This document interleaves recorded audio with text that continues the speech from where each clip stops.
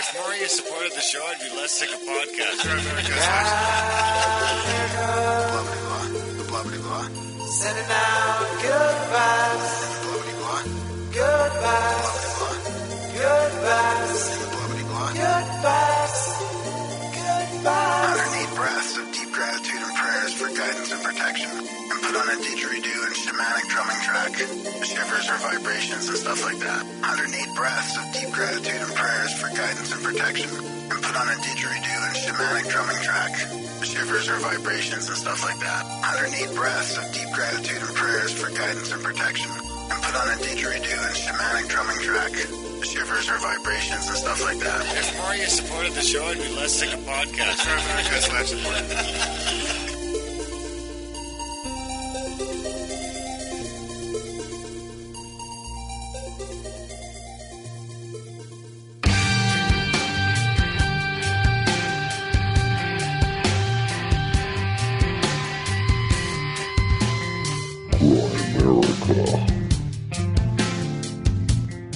You know, one of those things about shedding your bonno, which is amazing, is that you're capable of this thing called pure love.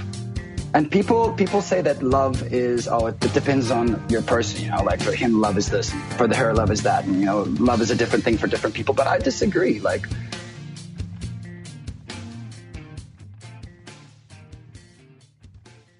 okay, guys, welcome back to the Grimerica Show, vacation special. I'm down in the States somewhere, hopefully having a good time. We are going to be chatting with Ricard a little bit later from Osaka. He's in Japan. We have a good chat with him about his travels and his philosophy on life and Bono, all sorts of fun stuff like that. But first, the one and only Graham Dunlop is a Seasaddy star. How's it going, buddy? For fuck's sakes. Never going to live that down, eh? Thanks for the jingle. Yeah, no, I'm doing good. Yeah, doing good. This was a great chat with Trip in Osaka. Man, he's done all kinds of stuff. And he was listening to the show and he emailed in and we had him on and it's fascinating. I was at this Buddhist recovery meditation sort of workshop on, you know, inventory and stuff. And I was thinking about Bono. I was going to ask the teacher, but I didn't have a chance. No? Seems like a bit of a different way than the sort of recovery Buddhist community. Make sure you're not mumbling when you go around talking about your Bono. Yeah, that's true. Bono. What do you think about Bono? You get yourself in all sorts of trouble. A Bono pick. Yeah. Airdropping Bono picks. Yeah, Ricard's great, though. He's one of the ones that we never heard of, or probably most people haven't heard of, and he's just kind of a diamond in the rough that we picked up. Yep. Actually, we've read a few of his emails on the show, if you might remember. Yeah. So, yeah, it's a fun chat. Yeah, really good. Some people have already listened to it because it was the first one we did on video. That's right. So it's out there on the YouTubers already. It's on the YouTubes. So some of you guys have already pre-seen this. Actually, quite a few people might have pre-seen it because a lot of people were kind of excited to go see the video, which in my opinion turned out all blurry and shitty on our end. Did it? Yeah, but I don't know if it might have been my internet connection at the time. I'm going to look at it again, actually, when we're done recording. There's no way that the internet should be a problem. Well, what I think it is, when I was watching it. Oh, you think. Huh. So what I'm thinking the problem might be is that it's focused on the Sasquatch that's hanging there, and then we're just like the background, you know?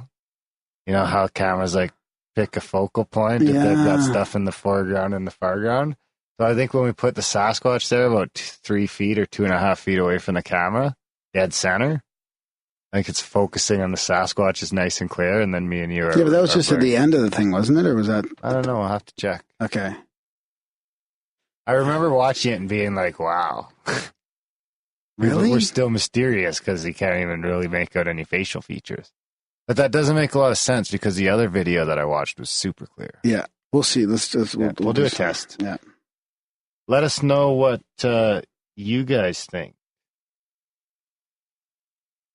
about, if any of you guys have any feedback. We'd love to hear it on the video, what works, what doesn't, what we might be able to do better.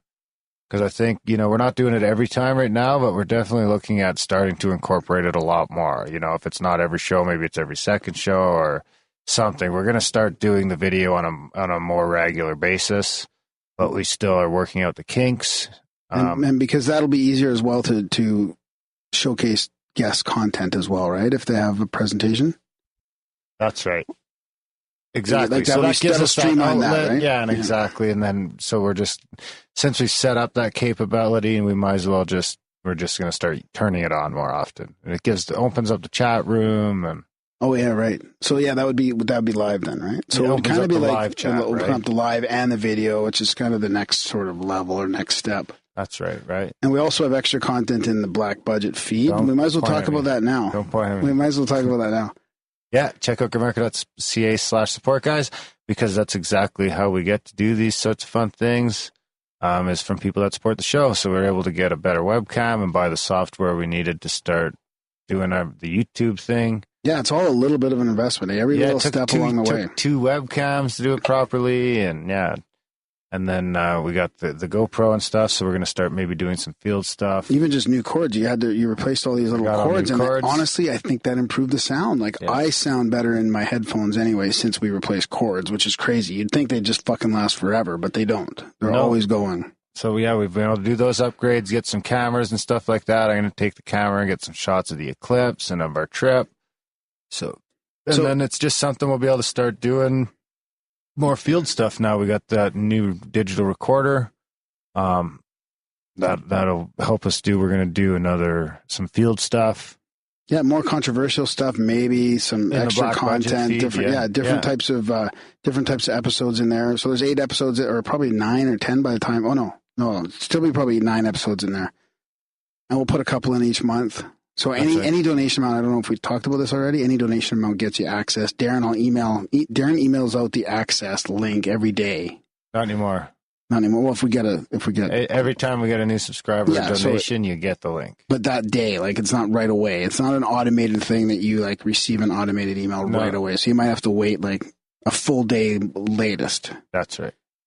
So you get that, and it helps out. It helps us grow. It helps us take on new things and try new things. Yeah, it's great when people support the show. Yeah, we can't do it without you, really. No, honestly, if it weren't for supporters, the show would have shut down a long time There's ago. No ads or sponsors or nothing, so. None of that shit. Yeah. Just our shit. Just ours. Our rambling. Yeah. Lazy ramblings. Yeah, support the show if you can, guys. We truly do appreciate it. Speaking of that, you can fast forward this intro. There's a timestamp in the show notes, and if you go right to that, it'll take you to the interview with Ricard. Yes. That is correct. And that's in every episode. I put, actually not in the older episodes, but now I always add the chapter mark so people can just plunk off to the motherfucking episode. But we can share, but we like to share, listener emails and some of our own stuff that we want to get off our chest. I got a bit of chemtrail geoengineering stuff to go over with you later. Fuck. Yeah. We're doing that. It's time. It's time. Time for another one. Yeah. When do you want to do that? Not quite yet. Okay. I don't think. Let's wait. You want to wait on that? Let's wait a little on that. What do you want to do? Let's do,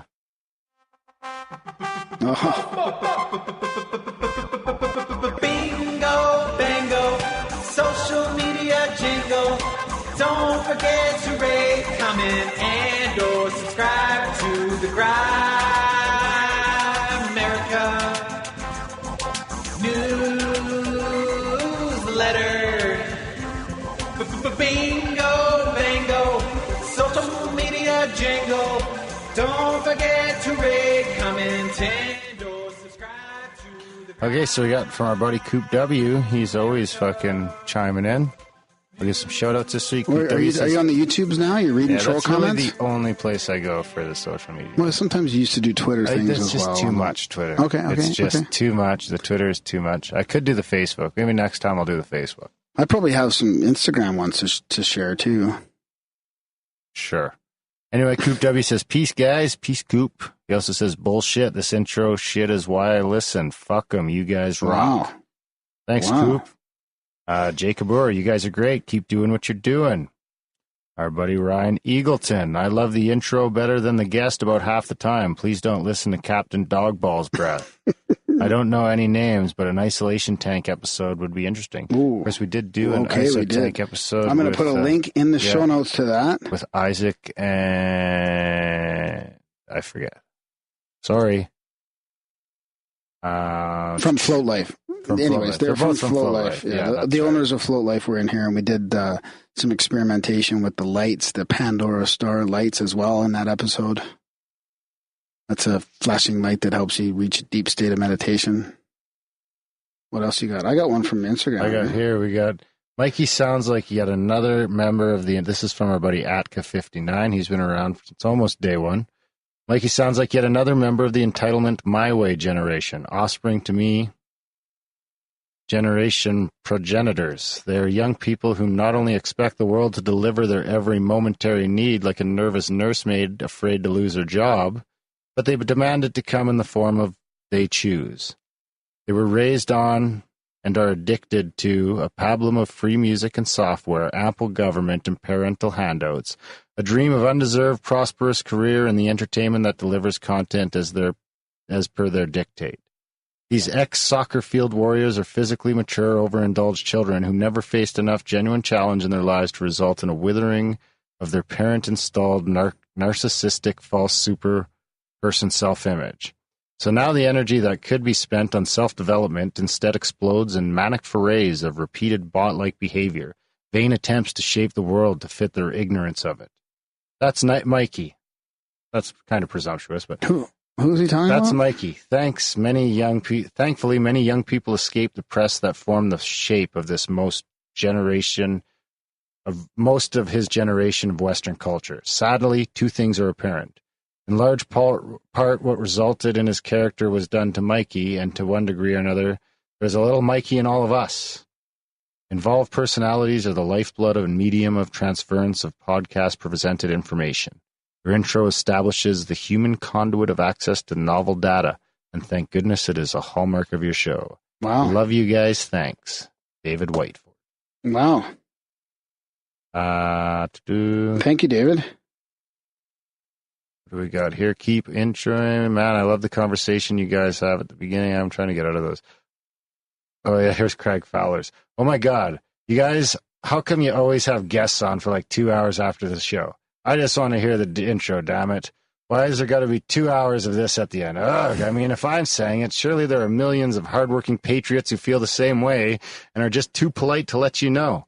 You need to cut the shit out. Cut the shit, D&G. Show ends at 35:50. All sarcasm, by the way. Don't bombard me with butthurt. Thanks, Craig. I'm going to skip out of those. He was on an episode once, too. Oh, on the test? We got more comments on the test than we got on the Oh, boy. In the morning, mofos. Is that the calf cam down in the bottom right? Actually, the calf cam's in the bottom left. But Graham saw the calf cam and covered it up. I busted it. I was like Sasquatch in the trail cam. What do we got here? Darren, did you catch that? You didn't even catch that. Sasquatch trail cam? Yeah, I was like Sasquatch in the trail cam. I got a sense for that. Oh, I'm not going to read that one. Okay, I got one here from Instagram. Okay. This is from 7717 Metal Daddy-O. He's been listening for a while. He says, 35 minutes in and Graham mentions the synchro the guy in Thailand is having with the Moai heads and the cover art. Guys, there's something to that piece of art by RPJ. How many people have had synchros, including myself, that revolved around those two heads? Is that him saying he got a 10? That art and you two. That's the guy who got a 10. More than me and this gentleman you are reading from at this point in the cast, I would assume. And then he said he said another comment after that. It says 9.42 is not the biggest one. I got a 10 about 2 years ago or so. I don't remember the 10. Someone's going to have to send the audio. If anyone remembers offhand what episode it was, I'd like to dig it out. Because that should be like a greatest hits. We should have that somewhere. I know. It should, actually, yeah, it should be. I must have been having a good day. Back to the YouTube we got from Gerard Thompson. Great to see Grimerica stream live. To be able to watch Darren and Graham both interacting during a show is cool to witness. Your pre-show banter is an integral part of your podcast. Really nice to hear RPJ back on the show too. It's been too long since we have heard his dulcet tones. The igloo looked exactly as I imagined. It looks more cozy than you guys say, but we can't tell how chilly it is. Now you've started streaming live. Please don't stop. It's good to see the guest's face while they talk, as it helps to see their expressions while they chat. Keep on buzzing the internet highways with your electric banter, guys. All the best from Deep Thought. Namaste. Yeah, we might try and continue it a little bit. And then we got Daniel said on the video, he said it seems to lose some of the magic. And Mr. Owl replied, Daniel, dude, really? As you've listed in the past, did you imagine Graham riding a fire-breathing dragon and Darren abreast a magnificent pink uniform amongst fluffy pink clouds? Magical? Geez. After all, they do it all for you. I think that's all I got. Oh, here's good. another one from Mr. Al. Oh my, how you guys have grown. It seems like only yesterday that you were tinny voiced little voices in my ear. Now you're both sitting up and talking and even smoking. They grow up so fast, and before you know it, they're out of the nest and growing enormous, bulging calves covered with grotesque pulsating blue veins. Oh, I thought this went quite well, by the way. From our buddy Felix. Was lying in bed next to my sleeping beauty of a wife and had to hold back my laughter when you guys played and reacted to failed C-SETI jingle. Also, it looked like Graham had a little squirt gun at the outset of the show and was pointing it at Darren as a gag. Then I realized it was his finger splint.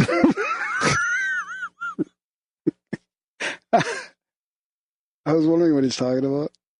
That's right. Do I point to you quite a bit? Maybe I do point at you quite a bit. And you have a fucking, you get triggered with that. It's a trigger for me. I ever pointed at him at work and he flips out. Another one from Craig. Wow, you guys, I didn't even know about the second eclipse. I live about 5 miles west of the tip of the western corner of convergence, between the two totalities, right where the map says 63.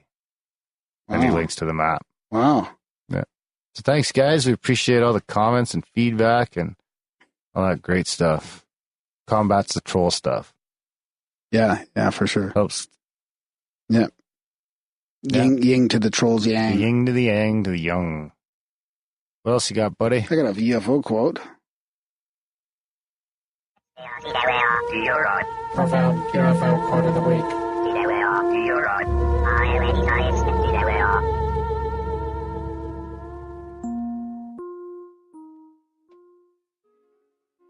Fire at will. Oh, shit. You know what? I had one, and then I seem to have, changed it. Weird.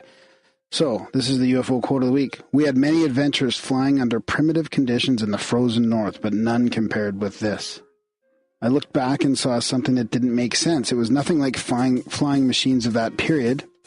It was hexagonal, flat, and seemingly made out of aluminum or some other metal, with no breaks in the surface and no rivets. At the time, I had a spooky feeling. I can't explain it. It was as if I felt the presence of whoever was inside that craft, and the feeling was hostile.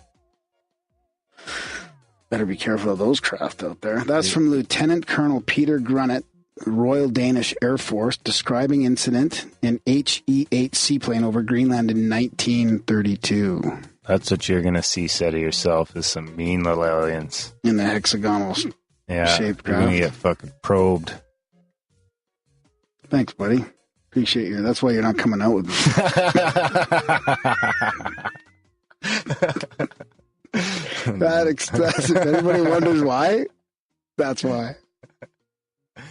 Because even if you might be joking now in your heart, you probably mean it. What a prick, eh? Okay. Touche. Wouldn't you accept being probed by aliens?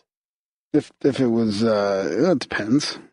Okay, you're going to be real careful how you answer that, eh? Had to check yourself. It depends. Good to know. Yeah. Well, now you got to be careful, because now that that's out there, they've already picked up on it. Yeah, exactly. Now you're a target. You're going to be driving home tonight, and you're going to get the fucking... What movie was it where, like, the fucking lights up around his car? Oh, and there's probably lots of them. That's kind of a typical thing that happens, right? Isn't it that one? Close Encounters of the Third Kind? Yeah, I was going to say that. The one I broke in a drunken rage? Yeah, that one. It's still mostly intact. Yeah. We're talking about an album with a glass cover on it. The Close Encounters of the Third Kind on the wall. I knocked it down. Every time, well, not like there was a lot of times, but the couple times that Darren came to the studio drunk, things got trashed. Every time I get drunk, I end up in the studio. Yeah, that's more like it. And he's not recording. No. Where you were into your segment? Graham is an all-in believer in chemtrails.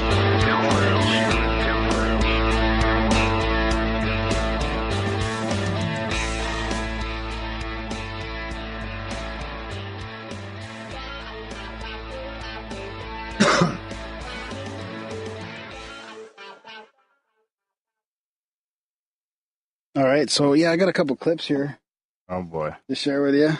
I know you don't really like the clips, but I'm going to play a couple. Hopefully my laptop works here.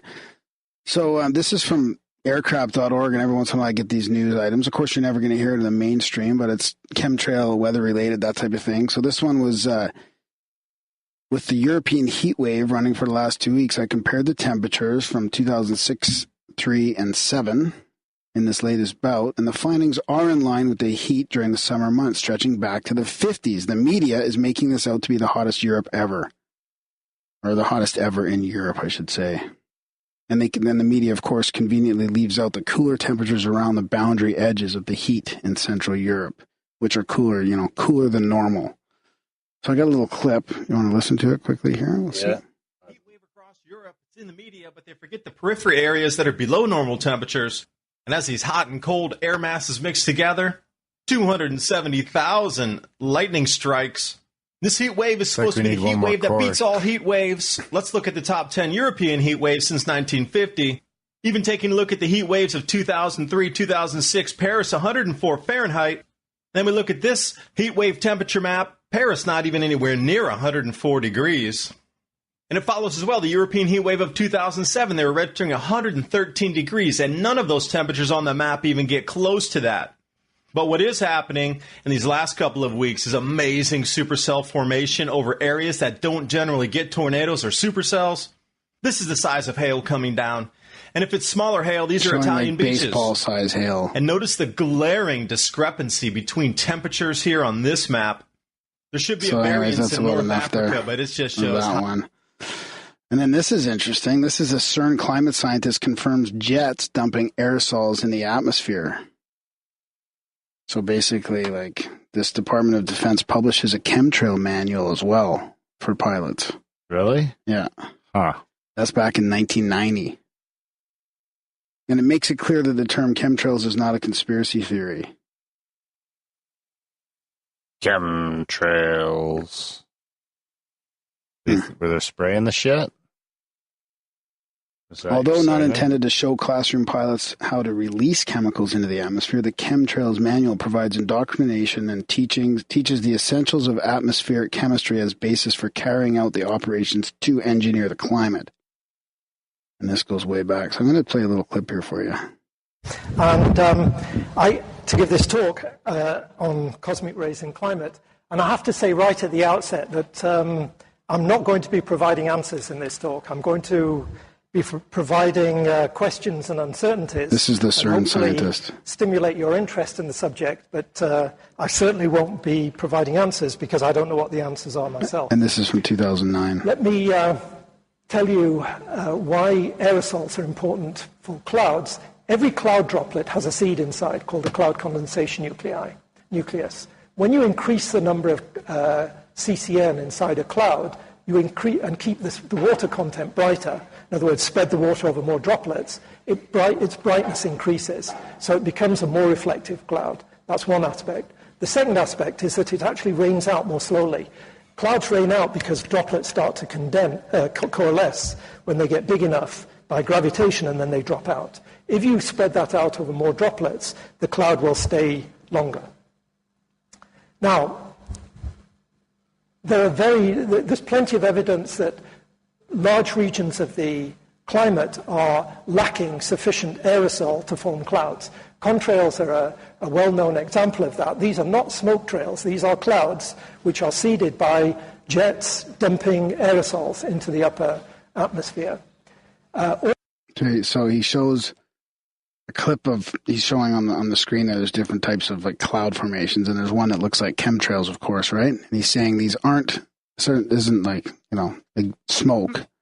This is chemtrails. This is jets dumping aerosols. Now, I mean, it could be taken that he's just talking about fuel, like normal condensation from fuel. I don't know if condensation is the right word, but it sounds pretty suspect. Why would he say jets dumping aerosols if he just meant normal, leftovers from burning fuel? An aerosol? Also, what's the description of an aerosol? What's Yeah. I'll play the rest of it. Also very important, these are ship tracks. And this is a huge area. This is the north coast of America. There's Alaska. These are ship tracks over Alaska, and they're clouds being seeded by extra aerosol. Now, in particle physics, we do know that charged particles can form condensation seeds, but we have to say instantly that this is a non-natural condition. This is where we generate several 100% supersaturation. So you're saying it's a non-natural. I mean, it does sound suspect. These are not smoke trails. These are clouds which are seeded by jets dumping aerosols into the upper atmosphere. So we've got physical chemistry, a system of colloidal particles dispersed in a gas, smoke, or fog. A liquid substance is a disinfectant or deodorant sealed in a metal container under pressure with inert gas or other activating agent and released as a spray or foam through a push-button valve or nozzle. As an adjective of or containing a liquid or gas under pressure for dispersing as a spray or foam. Yeah, it's getting pretty crazy. I've got a page open here, and it's got the chemtrail manual, but then it's also got NASA scientist confirms that there's different kinds of chemtrails.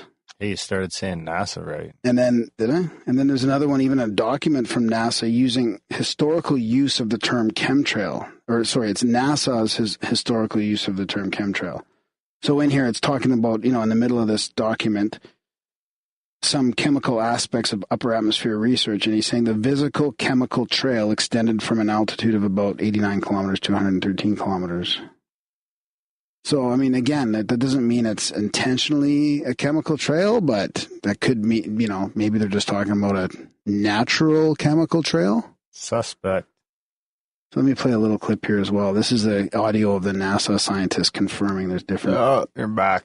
Okay, ready? Ready? Okay, let's try and get this clip thing right. The cord, see, I don't know why this cord doesn't work properly in this laptop. Is it the cord or the jack? I think it's both. Okay, here we go. Doug Rowland is a heliophysicist at NASA who answered the phone on a citizen complaint about sounding rockets releasing lithium into the atmosphere. The following excerpt from a recorded phone call is common sense evidence that chemtrails is an accepted term used by NASA scientists to describe deployment of chemicals into the atmosphere. In these chemtrails, there's different kinds of chemtrails, as you probably know. Different trails at night we use and different trails during the day. No, it's been done in the 1970s. It's been done recently in the 1990s and 2000s. Yeah, it's very important we communicate what we're doing to the public. We're very interested in making sure everyone knows what we're doing. We're not we're a civilian space agency dedicated to science and research and so on. So we're very keen to make sure that the taxpayers know what we're doing and everything.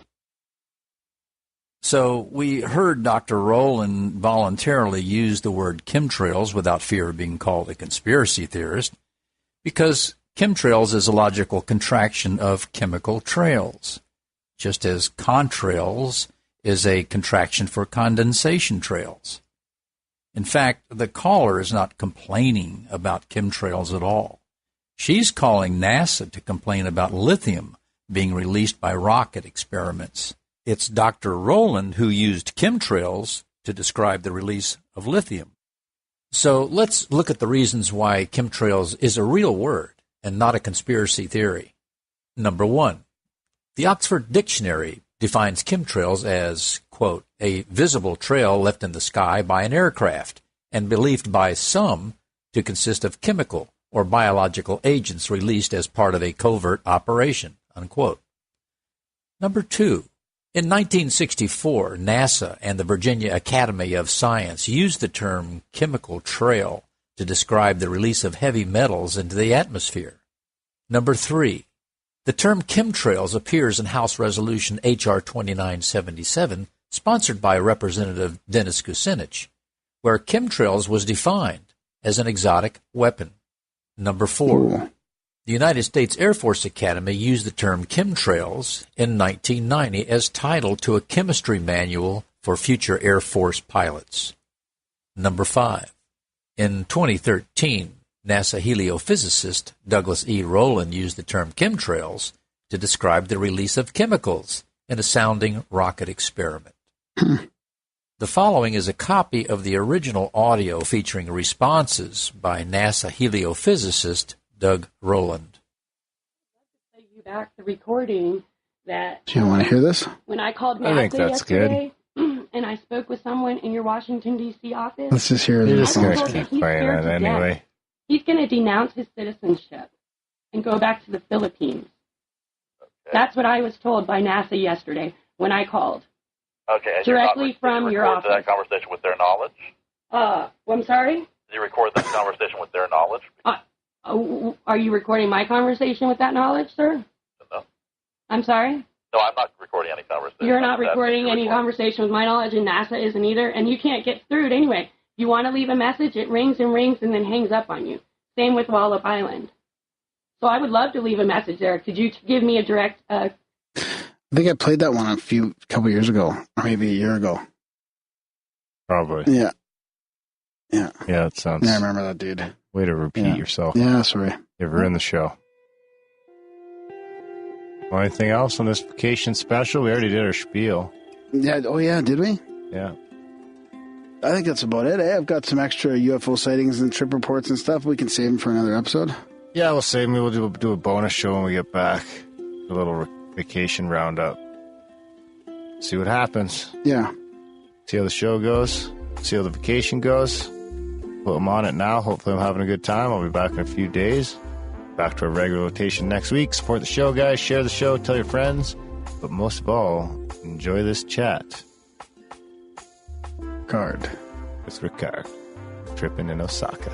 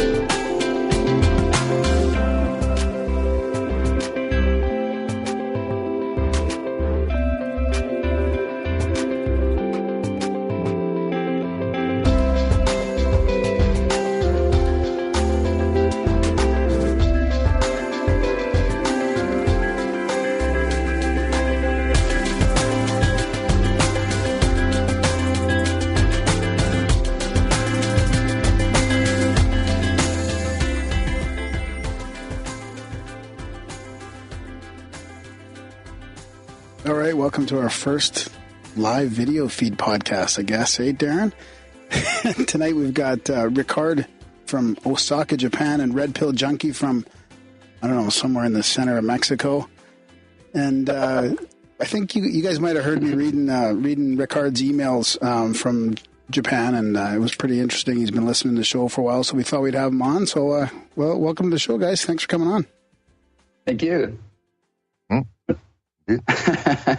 Welcome back, Red. It's been a while.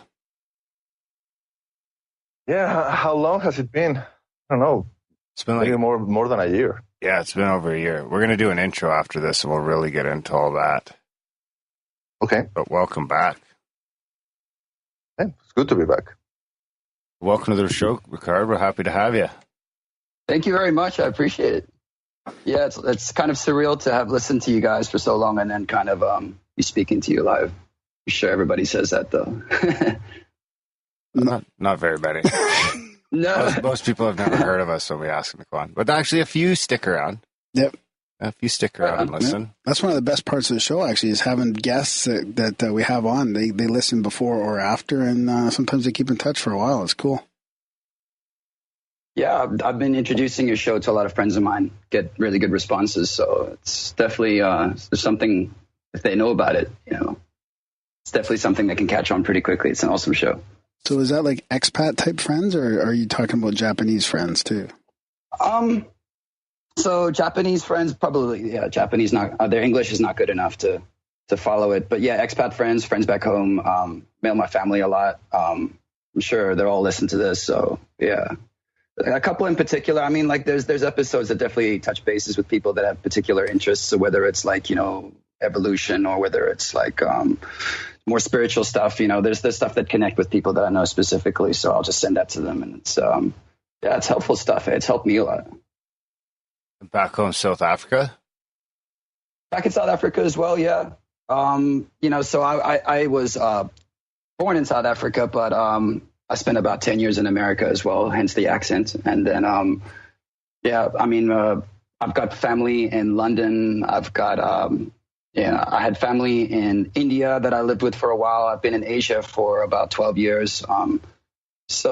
Mix and match of people all over the place. How long you been in Japan for? So after I graduated from university, I just kind of got into the idea that I could work as an English teacher and have 3 months or so paid holiday throughout the year where I could travel, and then kind of come back, renew my visa, work a little bit again, quit my job. When you renew your visa, you get about a 3-year extension. So then you can kind of quit and go off for like a year or so and travel and come back and, just kind of pick off at another job, renew your visa again, and just continue doing that. So I lived here for about 11 years, but it was kind of continuously using it as sort of a podium to travel from, and just kind of a place to relax and chill out. It's very easy to live here. It's very comfortable. There's no threats. There's no stress or anything like that. So occasionally you need to travel and get out there just to kind of like, wake yourself up, I guess. Yeah, it's so much easier to stay in the moment when you're traveling to new places, right? It really is like it's a constant sort of, you need a new like awareness. Right. So, you get stuck here. This place is so systematic. It's kind of like a hospital in a sense. It's just sterile, and everything functions perfectly, and it's just kind of created in the sense where you've paid your money, so you're going to get your regular food, and there's no stress or worries or like anything out of the order, and it'll make you crazy. If you spend 2 consecutive years here, you'll go crazy.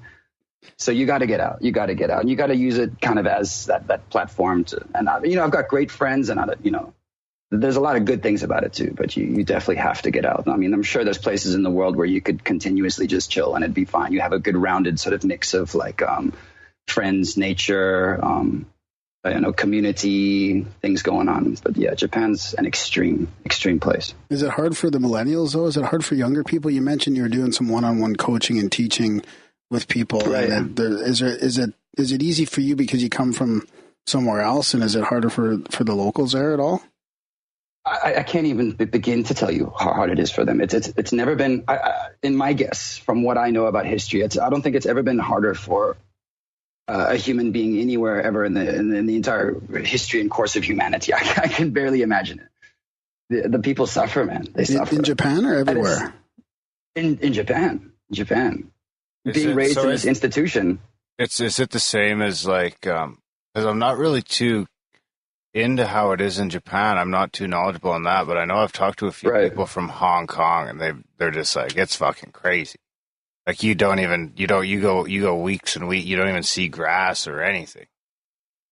Yeah, it's a different thing, and it's a different type of.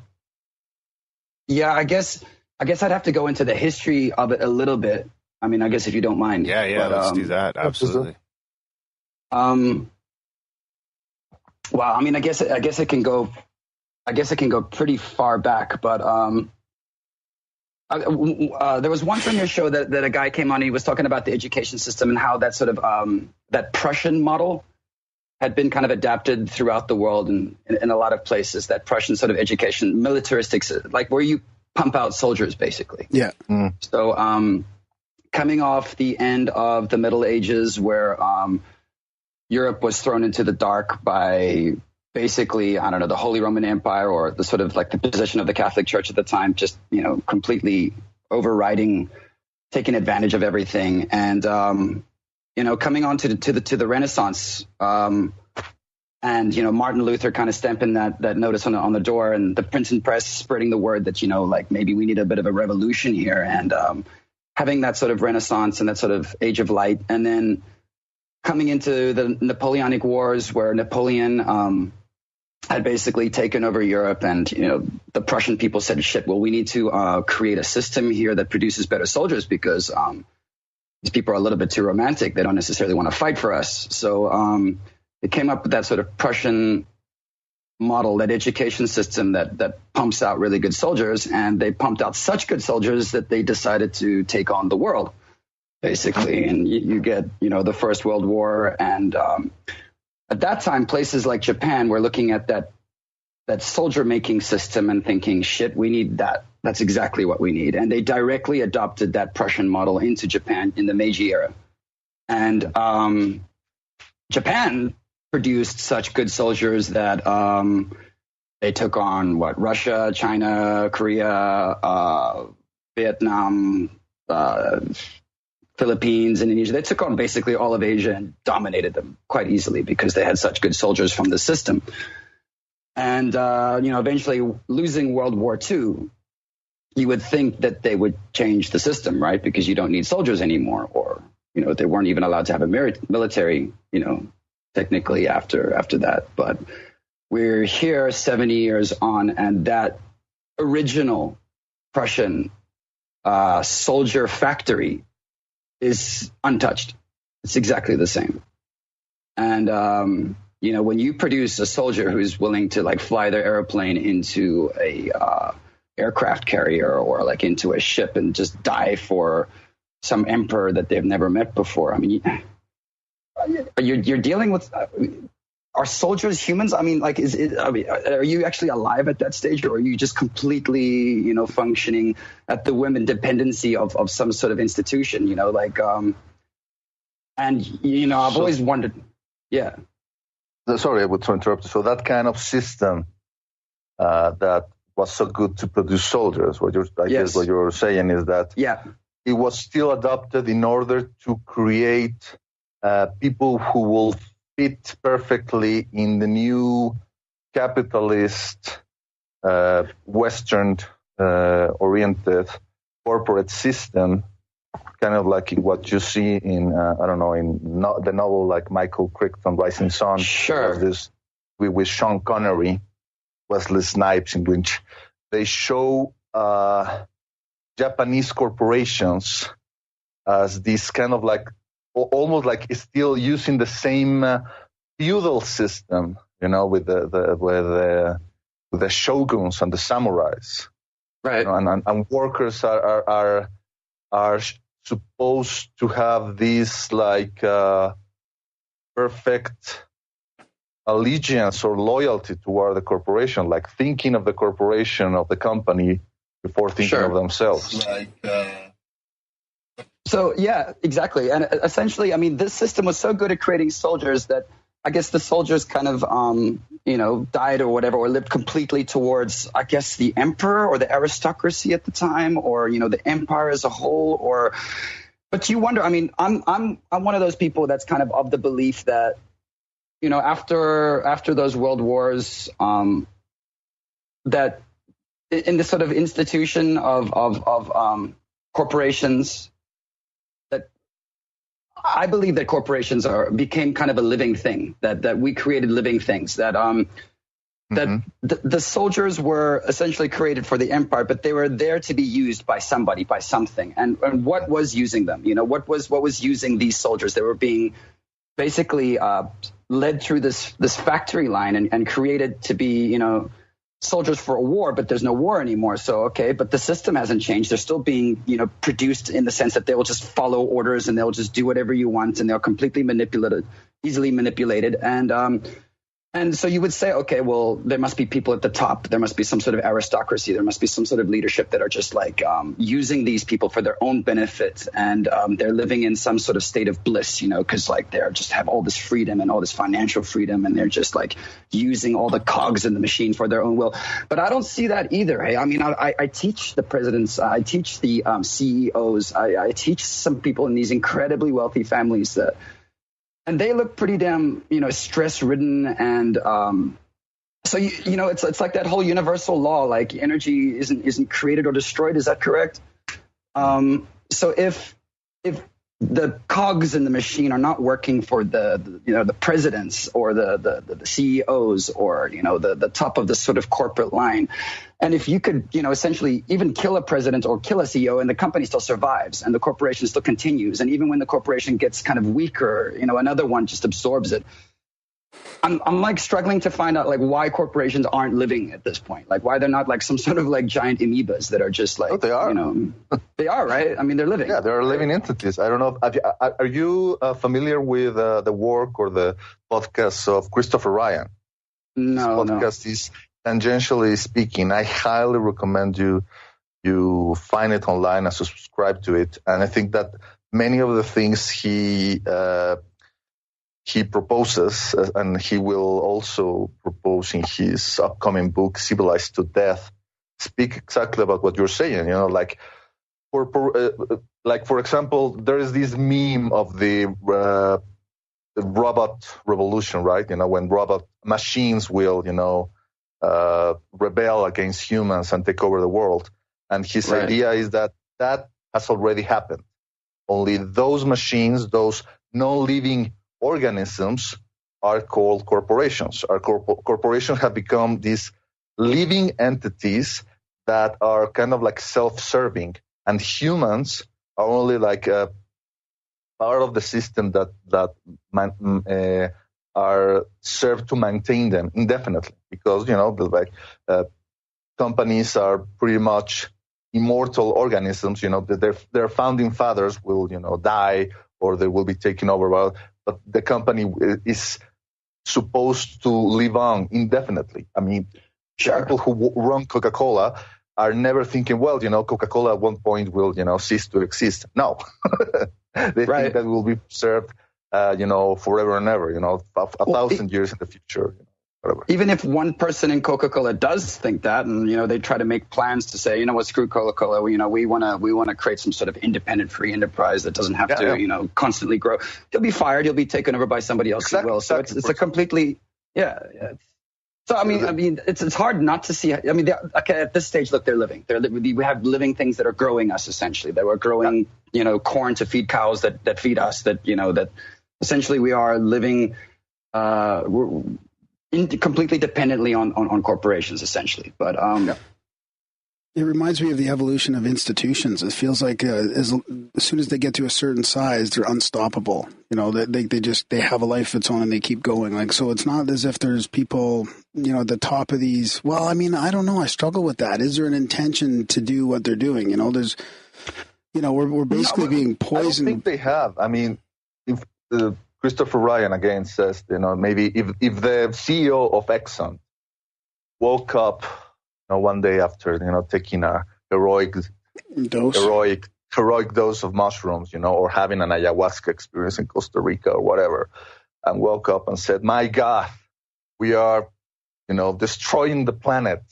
We need to change. Exxon needs to, switch from fossil fuels to renewable energies, And if he just muted that to the next meeting of stockholders, he will be fired, like almost immediately.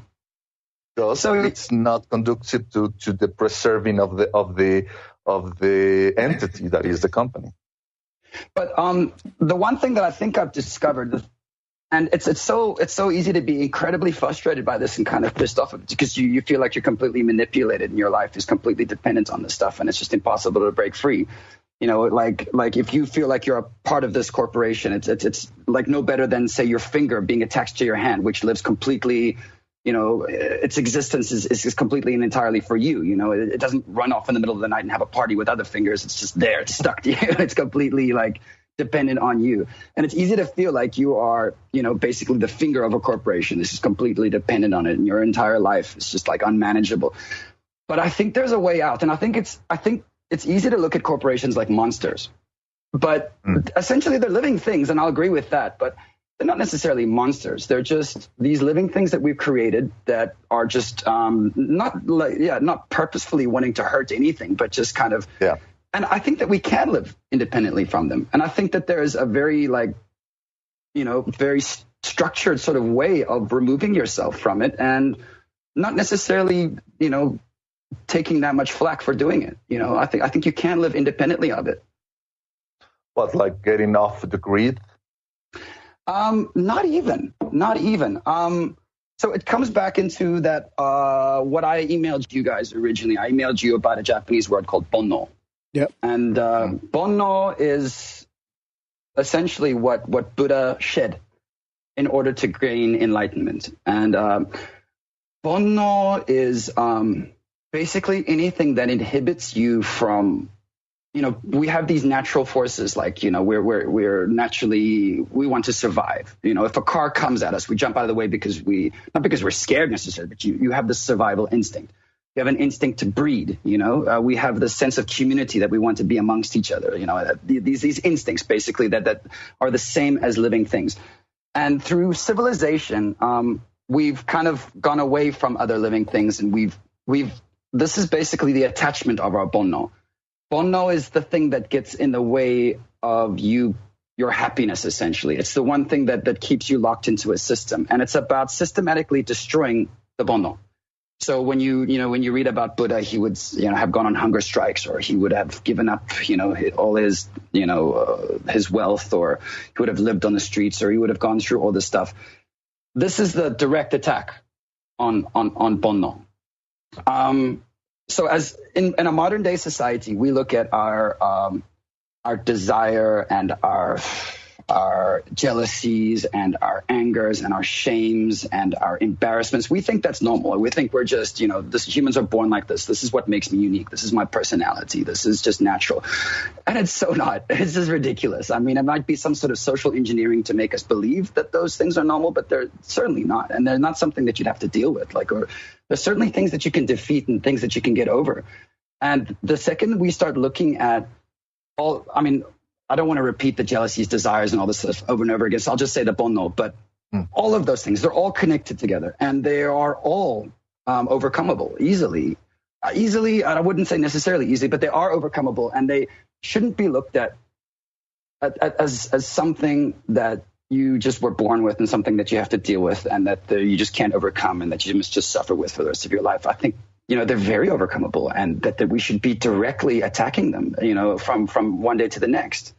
So is that like what Conor Habib was talking about on our show, where you face your fear, like whatever you're really afraid of, if you sort of tackle that it can get rid of some bonno? Conor is, he's an amazing person. He's got an amazing way of looking at things, and his brain works so well. And we differ a little bit. I mean, he's got a sort of a magical, spiritual sense of things, and all that sort of stuff. I mean, it might be true. I don't really know that. What I know is that in my life, I've looked at really practical, real ways to attack those bonno. So, I have a lot of people when I talk to them about this sort of stuff. They say like, well, if I want that Louis Vuitton bag, or, if I want this item and, I want that, and then I buy it, it's happiness. That feels good. Like if I don't buy that, then I'm not going to feel happy. And the kind of analogy that I use is that, say you're walking along and a mosquito bites you, and if it bites you, you get itchy, right? And then you scratch it. And scratching it feels good, definitely. But surely having it never bite you feels better, or is better. Surely you prefer that the mosquito never bit you. We tend to think that scratching that mosquito bite is happiness. So like having that jealousy means that you love somebody, or having that embarrassment means, or that shame of your nudity feels like, when you get nudity, then your heart beats a little bit more, and that makes it more exciting. Or wanting something like a Louis Vuitton bag and then buying it, and you feel so happy. No, this is the result of a negative emotion of becoming itchy, for example, and then you scratch, but you're just fighting to get back to zero. What I'm talking about is existing in a plane that doesn't have any of that, where you don't have fear, you don't have shame, you don't have embarrassment, you don't have things like guilt or pride or all these bonno that just get in the way of you and your happiness. And I've got a lot of people who a lot of students or a lot of people that I talk to say, well, there's meditation, or you can go climb a mountain, or you can go for a great hike or travel or something like that. But I see this as ignoring the bonno. I don't see this as tackling the root of bonno. Like if you build up a large amount of stress on your weekly basis, and then you go climb a mountain every weekend, yeah, you can get back to zero. I get that, but you're not It's like if you have pimples and you put pimple cream on the pimple, you're not necessarily fixing the source of the problem, right? You're just fixing the pimple itself. And I look at sort of climbing mountains or going on these massive hikes or something like that, or this, it is stress relief. I get that. And, like somehow it makes life bearable. But meditation as well, like I would see it as stress relief, but also maybe it's useful in the sense that you could target the bonno better. You could sort of reflect on where your bonno is. But I think we know what our bonno are. I think we're very aware of what our bonno are. And I think that we need to tackle them directly. And I think that requires getting a little crazy. What do you mean? This is the part that I really like. So my suggestion to everybody is to think about what's logical in this world, to think about where logic lies and what's illogical. So, for example, to be embarrassed about your nudity, is that logical? Like, does that somehow help your life? Is being afraid of a cockroach logical? Does that somehow contribute to your happiness? Does having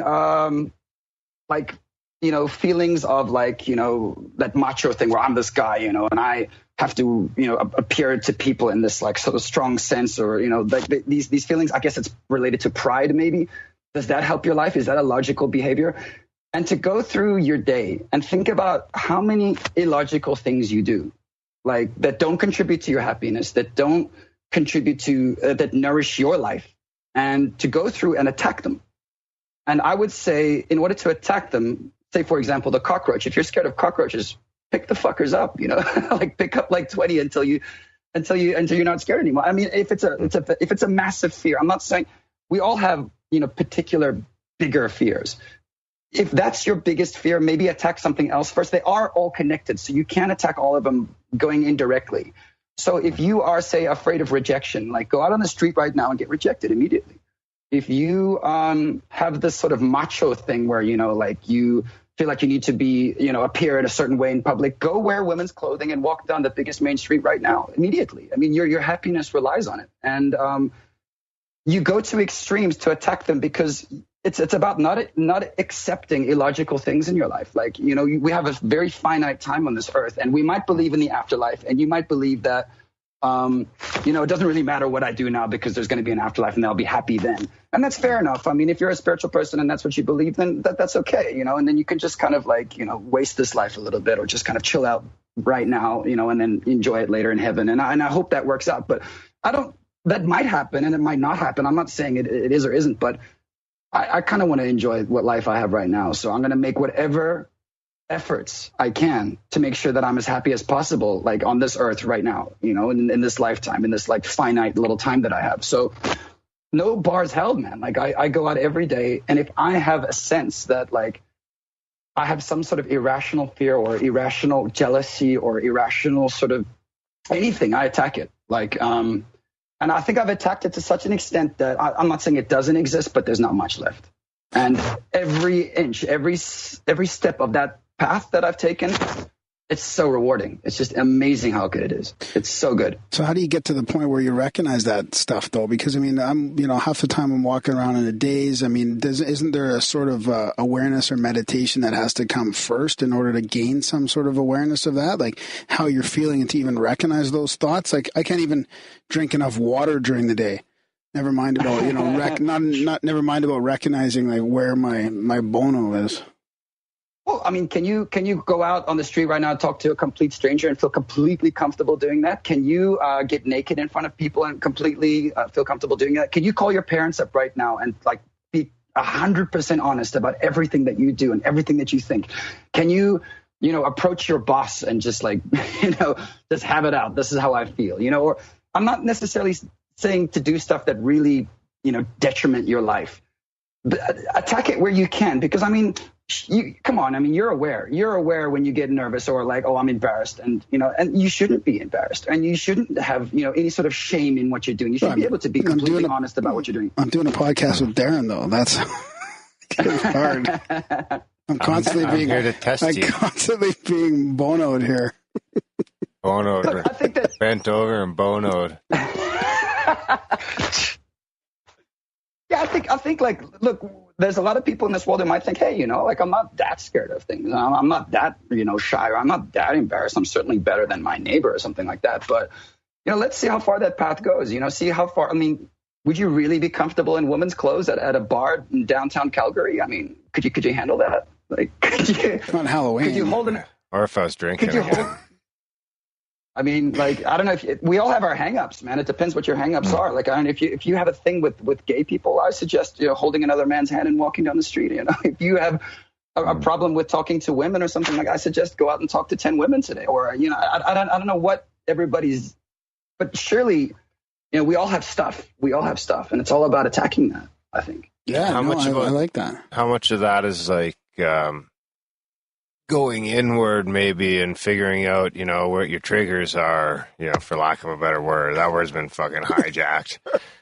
Sure, but I mean, do you really not know what your triggers are? I mean, surely you know, like, what you're scared of or what you're shy about, what you're embarrassed about. Do you have jealousy? I mean, are you comfortable with your wife being completely free and capable of doing whatever she wants to do? Like, you know, that, like, they're all connected. They're all, you know, like, I think everybody knows what they are. And if you don't, yeah, then reflect, or, you know, trial and error, you know, go out and do something a little crazy and see if you can do it, you know. Yeah. Nothing that gets you arrested, but, like, well, do something a little bit weird. It just seems like so many people are kind of broken, you know what I mean? Like, it just seems like, and I mean, I'm on that list too, but I mean, I've gone to a little bit of counseling here and there, and at least scratched enough away to be able to start to notice that break, you know what I mean? And then you're like, right. Then you know about it, and you're like, you can start noticing the way you act. And I mean, some of it is subconscious until you can kind of pull it out and be aware of it. And it just seems like when you multiply that by like 500 million people, that's what you've got walking around North America right now. It's a bunch of people that haven't dealt with, you know, they're just bottling things up. And, you know, everyone's having these same, you know, for the most part, I'd say all these people are having the same sort of thoughts and impulses, and everyone's kind of ashamed to talk about them. And I mean, well, it's social engineering as well, right? We're socially engineered to kind of have that sort of shit. The Bonno is what makes you a slave to the system. The Bonno is the string that attaches you to the system. And if you want to get off, it's about cutting it. And you might not necessarily know where all your shit is, but like, I mean, you might know where a couple are, and when you attack those, it opens up other windows, and, you know, and then that opens up other windows. So you know, you don't necessarily know where all your issues lie, but taking one step at a time and attacking whatever you can attack, you know, every day, as soon as you can. It's a good episode. This weekend I'm doing a refuge recovery. Like the speaker's coming from LA. He's one of the founders of Refuge Recovery and works for Against the Stream Buddhism and stuff, and I'm doing like a 4-hour inventory workshop where I gotta like look into all the shit that goes on in my head and all the shit I've done, and like actually like do some work on it. So that should be bringing up lots of Bonno. But like, what would they suggest you do about it? Like, say that Bonno does come up, do you meditate on it? Like, do you? Yeah, that's a great. Yeah, probably. I mean, I think writing it down is one thing. So you're writing it down. You're meditating on bringing it up and then writing it down. And I think just that part of acknowledgement and writing it down is a good step in releasing some of it, I think. Oh, definitely. I'm definitely not knocking meditation or anything like that. It's just that in my life, I think when I was younger, I was in the military for 3 years, and in military school, I should say, and kind of a harsh one. And I kind of, I don't know. I figured I had a bit of a hard, you know, upbringing, and it created so much stress that I was like, fuck this, you know, like for me to have to think about my future right now is just impossible. So I'm just going to convince myself that I'm going to die when I'm 30. Yeah, I was going to ask you about that. If I can somehow get to 30, like, I think I've won, you know, like I thought that I'd win somehow. And it cleared the path for me to do what I wanted to do.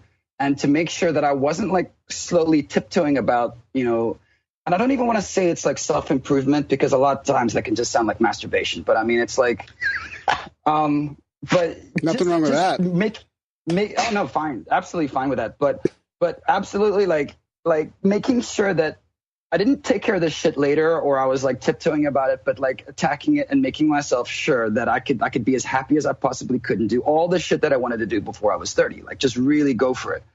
And Yeah, it's like meditation is going to help and writing shit down is going to help, but nothing is more fantastic than wearing, women's clothes, walking down the street, and having that shame on your face and that embarrassment or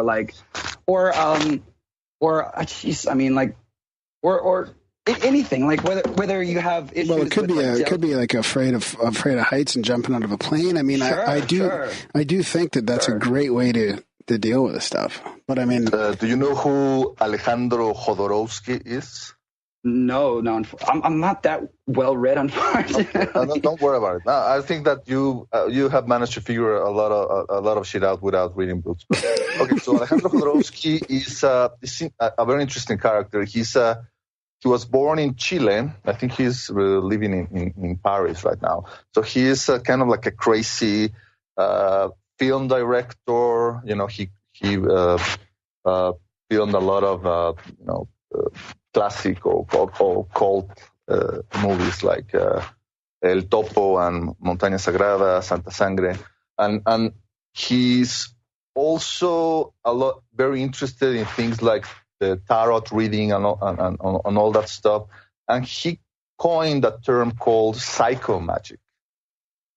So his idea of psychomagic is kind of like what you're proposing here. It's kind of like something of a shock therapy that involves magical thinking, theatricality, and performing something in order to elicit some kind of change in the person. For example, I think that I once heard him on a radio show here in Mexico, that a woman came to him, because she had a problem, that she was terribly shy, and to the point that it was a real detriment to her life, her social relationships, whatever. And the recipe that he gave to her was kind of something like this, that he advised her to go and invite everybody she knew, like her family, friends, co-workers, acquaintances, neighborhoods, everybody she could, to her home, apartment, or whatever. And once everybody were gathered there, she will stand in front of the whole assembly, take off her clothes, and then, turn around, bend over, and showed everybody her ass. Exactly what I'm talking about. Is that crazy enough for you? I guarantee you will be cured for life of your shyness. So people might say that that's radical or unbelievable, but what's radical is living with that stress for the rest of your life. No, I mean, like one action to take care of it all. Yeah. It kind of reminds me of something that I myself did. I also happen to be a very reclusive, very timid person.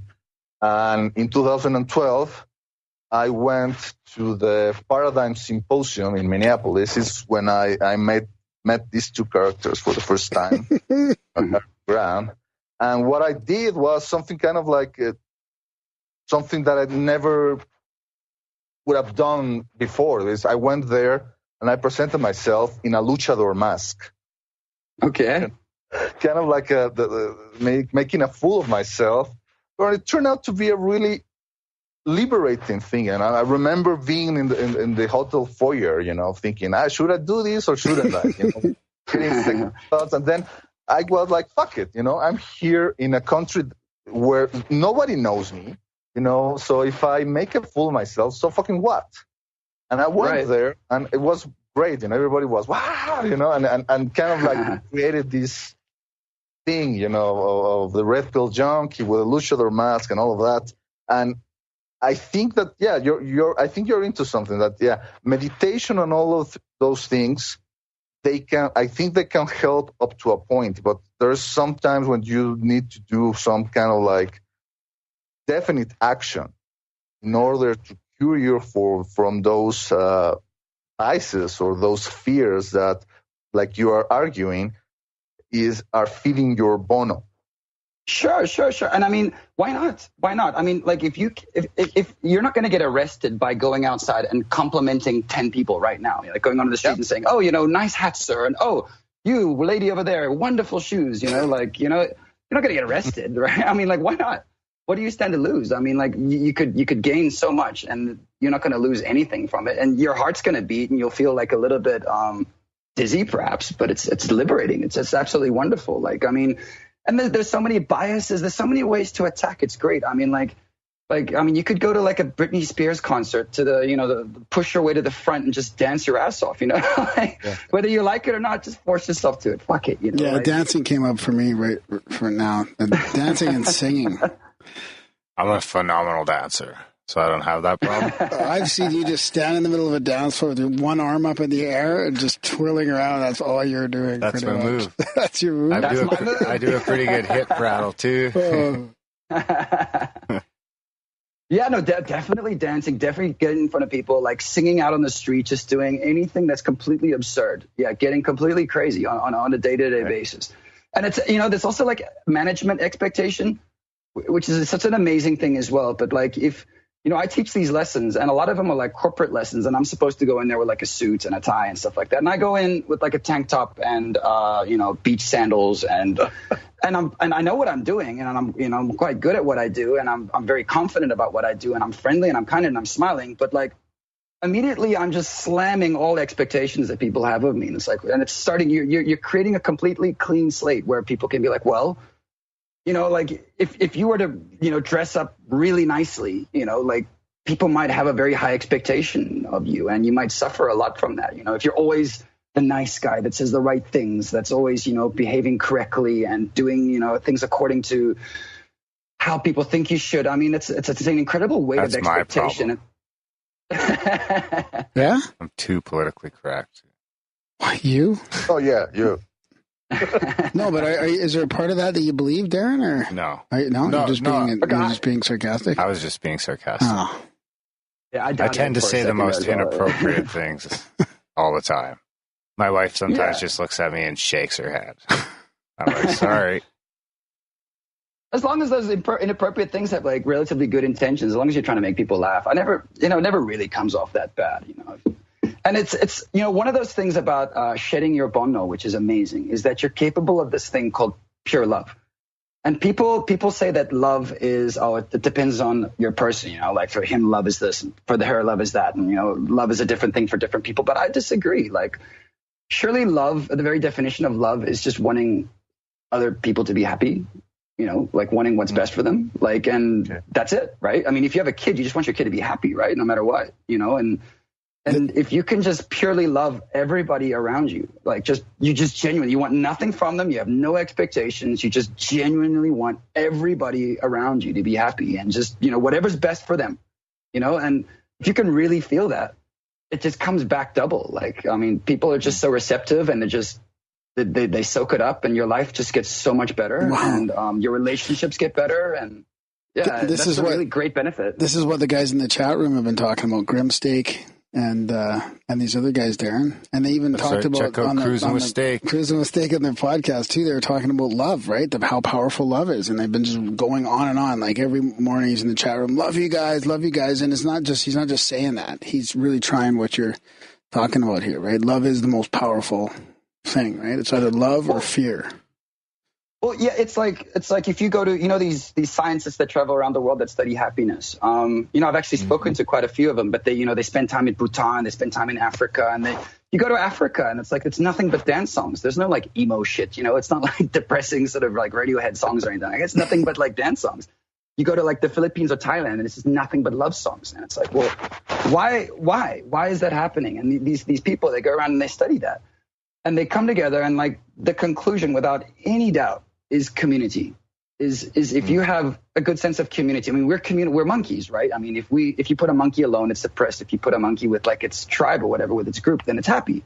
And I mean, with a bare minimum amount of food and a bare minimum amount of water, and shelter, whatever your basic population dynamics. Like if you have community, you're happy. That's it. Period.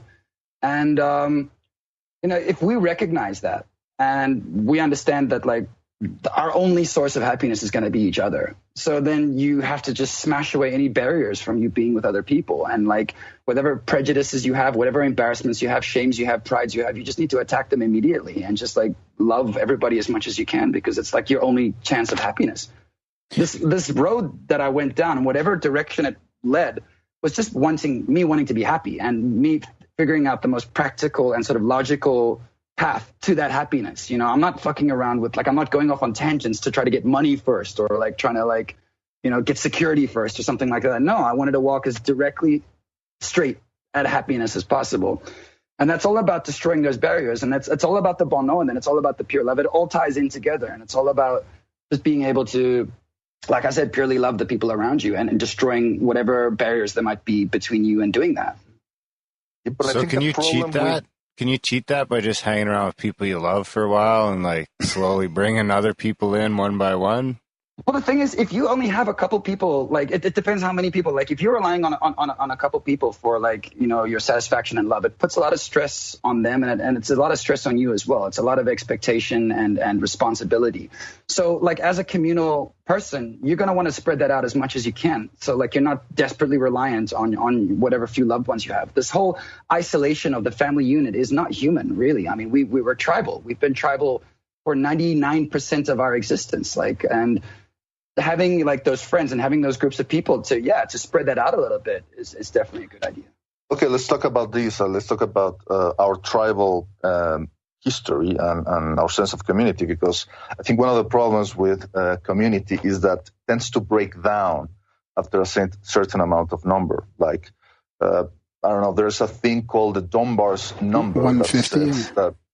Yeah, 150 people is like the maximum amount of people that you can handle in your social circle. And after you go beyond that number, it becomes an abstraction that you really don't give a shit about those people. You know, it's a problem with living, you know, inside a small community in which everybody knows each other, and you know, everybody tries to treat each other, you know, nicely. And if you see someone, you know, throwing garbage into the street, it wouldn't happen because everybody will notice and say, oh, you know, look, Ricard, you know, throw a can into the street, and you know, everybody will say, oh, you know, Ricard, you don't do that. You wouldn't do that. But if you're living in a city like, I don't know, Osaka or Mexico City, you know, I mean, 20 million people living here, and if someone throws something into the street, nobody says anything, because chances are you will never see that person ever again in your life. So that is something to consider, that how I think everything that you have proposed so far, I think it's great. But I think that there may be some caveats here that we need to take into consideration in order to try to more effectively, you know, take advantage of it. Do you mean like 50 people that you kind of just vaguely know, or like 150? Was it 100? 150. Because I mean, if you've got 150 friends, then I'm jealous. Like that sounds awesome. 150 friends. I mean, like I've got a community of say like 30 or 40 people that I see regularly that I really like, and I consider myself quite lucky. But like 150 is a fantastic number. Yeah, I agree. Yeah, that's a good point. Yeah, and we live in a generation in which people will say, "Oh my God, I have like 5,000 friends in Facebook." Well, that's the other part of this is the digital part, right? So you know, the happiness that you're talking about, people are searching that without knowing it online, and that's how you know, we're getting so polarized, right? Is we're all finding our little online communities and searching for that. And do you think that that's going to be part of the answer then? Well, I think that like reducing the Bonno is going to take you away from those online communities and take you towards very real relationships. I think you might search for those online communities if you accept the Bonno, because you would only do that. It's one way to have a relationship. I'm not saying it's not a relationship, but there's so many more rounded relationships, and you wouldn't have any inhibitions from taking advantage or going into those rounded relationships. You wouldn't necessarily go towards the internet. You know, you would do that because you were a little bit shy or a bit embarrassed or had a bit like issues. So I think that, it's very important to have very real relationships and not the digital relationships. And I think that those can help as well. I'm not saying that they're bad, but you're definitely going to want more of that FaceTime and that time, that man-to-man time, that face-to-face time. Yeah. Because especially, I don't know, for people like us in this podcast world and our listeners and stuff, like part of the reason why this is all attractive to us is because we don't have a large community around us that we can talk to about a lot of stuff. I mean, that's why we even started this, to have these interesting conversations. And so the online thing seems to be helping a little bit. At least people find some commonality with, with like-minded people. I mean, it definitely helps. I mean, I get a lot of satisfaction out of this as well. For me to come home after work and lie down and listen to these podcasts is great. And you can't rely completely on your community all the time. So whatever sports and hobby you have, or, if you like to go for a jog or do some yoga every now and then, or listen to podcasts, I mean, that all helps. It's all great. Yeah. But you can't replace, that face-to-face sort of community with it. But, it definitely helps, and it definitely is great. It's like warm-up. The online community can be your warm-up to get the courage to talk to real people. Because then all of a sudden you have all these online friends, and then your confidence gets up a little bit, and then the next thing you know, you're on the bus next to buddy, and you're like, "Hey man, nice shirt." Boom, he punches you. There you go. Exactly. So how does this connect again back to the original thing about the basically the corporate slavery and that type of thing? So how do you connect the removing your bono and addressing these things like in this extreme way you're talking about with separating yourself from that so I can only soldier world? I can use my life as an example because I definitely grew up in the soldier world in a very real way. But okay, so I might have done corporate jobs before, and I might have been like a kind of a slave to that institution at some point. And removing my bonos kind of gradually got me out of it, sort of indirectly. By choosing what I wanted to do and being able to not have fear for choosing what I wanted to do. So, if I was sitting at a desk job or wearing a suit or, that sort of thing, and, I wasn't happy with myself, or for me to go out there and attack those bono directly, like eventually it was like, well, why am I doing this? Like, I would just quit that job and I would slowly gravitate away from that and gravitate to what I really like doing. And so if you look at my life right now, I wake up, kind of whenever I want to, but usually at around like 10:30 or 11. And then I do kind of yoga and exercise. I have to keep my body, relatively good because I'm not like, I do modeling about 3 or 4 times a month just because they need foreigners in Japan to kind of, for whatever role. I could be a father role, or it could be more like, fashion, or it could be anything. But so that's about half my paycheck is from modeling and that sort of stuff. And then, so I guess I have to what I'm going to tell you right now is the sort of pessimistic way of looking at it, is that I wake up in the morning and I have to exercise, and then I've got to eat healthy food because, I got to watch my figure. And then I got to ride my bicycle around the city because it's good exercise and it's burning calories. And then I teach all day with all these students. And then at night, I sometimes work at a bar. So basically, like I go to bed late at night and I've been working all day. Or even if I don't work at the bar at night, like I still go out, with my students afterwards, which is kind of work as well, I guess. So technically, I'm working from morning until night without stopping at all. But from my perspective and from what I consider the obvious perspective is that I wake up in the morning, like kind of whenever I want to. And, I love exercising. I love doing yoga, and I love the food that I cook. And I'm so grateful to be able to have the time to cook and cook what I want. And then I consider all my students my friends because I don't leave anything on the table. Like, I'm very honest with them. And I tell, if they ask me about what I did, I tell them exactly what I did. And I feel very open with them. And because I'm so out there, they feel comfortable as well. So they've all become my friends, my very good friends. So basically, I'm paid to have conversations with my friends in, like random cafes or restaurants throughout the city, which I love doing. And I love riding my bicycle every day because I have no health insurance. I've got no monthly bills, mortgages, loans, no connections to any sort of bank. I mean, it's all cash business as well. So I have one bank account, but besides that, I mean, I don't have a lot of like things tying me to the society. And then afterwards, when I go to the bar job, I mean, I chose that job specifically because my friend's the owner, and it's awesome working there. I absolutely love working there. And it's cool to be able to hang out with the customers and just talk to people. And then the other days that I'm going for dinner with my students and stuff after work, I love doing that too. So it's like from morning until night, I never have one moment where I wake up and it's like, oh man, I have to do this today. Or, oh shit, like, oh man, I really didn't want to have to do that, but now I have to do this. Every morning and every day of my life is just happy. It's exactly what I want to be doing. And I work for myself, so I can take off as much time as I want. So I go traveling about, 3 times a year. And like, for example, like my living expenses, like I don't necessarily make a fortune. I mean, I make it right. But for my living expenses, like I live in a share house with my friends. So I get to live in this awesome place that I really want to live in a good part of town. But because I'm sharing it with my friends, it's great. It's awesome. And like, I don't have the privacy issues or embarrassment issues. So I love living with them. It's awesome. And I have a relationship that's not tied around jealousy, where I'm completely free to do whatever I want to do. And she's completely free to do whatever she wants to do. And that allows me to not necessarily place a lot of stress on her or on myself, or feel a lot of responsibility or guilt about anything. I can just, in 2017, we have condoms. It's fantastic. Like you can just be free. You don't have to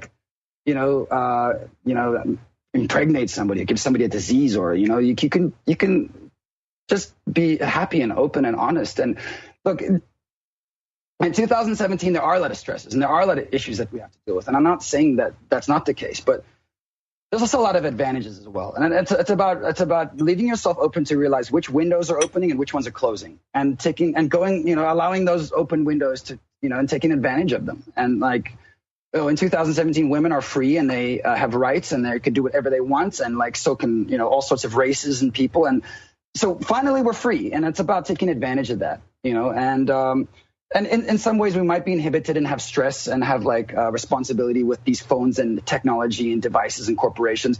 And yes, we might suffer a bit of slack there, but the places where we are free, we should be definitely taking advantage of that as much as possible, because that old sort of marriage paradigm and monogamy paradigm and a lot of those sort of, antiquated sort of Calvinist sort of, religious ideals just aren't really applicable anymore and don't necessarily need to be taken heed to.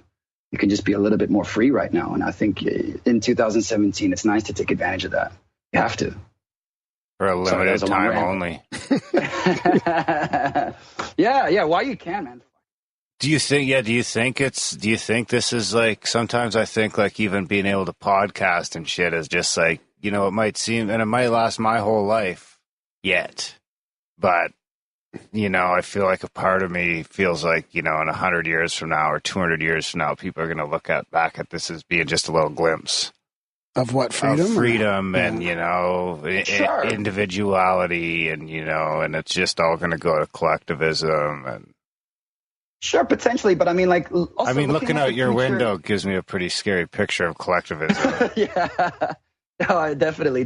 But like I said, there's always going to be windows that close and there's always going to be ones that open. There always will be. There's always to make yourself adaptable as possible, so that when the ones close, you realize that, and then you're also going to realize which ones open. And if it ever, comes crashing down, I'm not afraid to die, dude. I mean, I've had an amazing life. I'm not scared to die at all. But that being said, until that happens, there will always be ways to take advantage of things. And, you don't have to be, pessimistic about things. And, even looking at the future is kind of illogical anyways. I mean, we only have now. And I mean, it's all about taking advantage of now and kind of preparing yourself or thinking about the future. I mean, I'm not that well read, but a lot of the great thinkers, I mean, that's something that they immediately, propose to everybody, is that look, you should live in the now. You should just think about now and just take advantage of now as much as possible. And whatever advantages you have afforded to you, just, live right now. And maybe even attacking that bono and getting rid of that bono for somebody might be like keeping that corporate job. Maybe just a whole new outlook on the way that job is. It could change all that, but it could still mean you stay in, a similar thing. Maybe you're just happier doing it. Yeah. There should be no reason why you couldn't look forward to it every day. I mean, we're all curious, adventurous human beings. I mean, even if it is a corporate job, look, if it's so strict that you can't enjoy yourself, if there's no possible way that you could possibly conceive of enjoying yourself, then you should probably get out. you should go work at McDonald's and live in like, some crappy share house with 5 people and like, somehow get by or something like that. But a lot of our jobs, there are ways that we could just like, we put the stress on ourselves a little bit. Like, so by reducing the bonno, you're able to see a little bit more clearly about how even the lifestyle that you have right now, you're able to enjoy it more. Yeah. Yeah. So what about the other expenses? You talked about having minimal expenses. I mean, do you have the same stuff as us as far as like, your cell phone and your internet and cable and insurance and all that kind of stuff? Or, I mean, I know obviously you don't have some but the of wonderful that. thing about working for myself is that it's a tax write-off. Everything I do is a tax write-off because it's like my cell phone is for my work, right?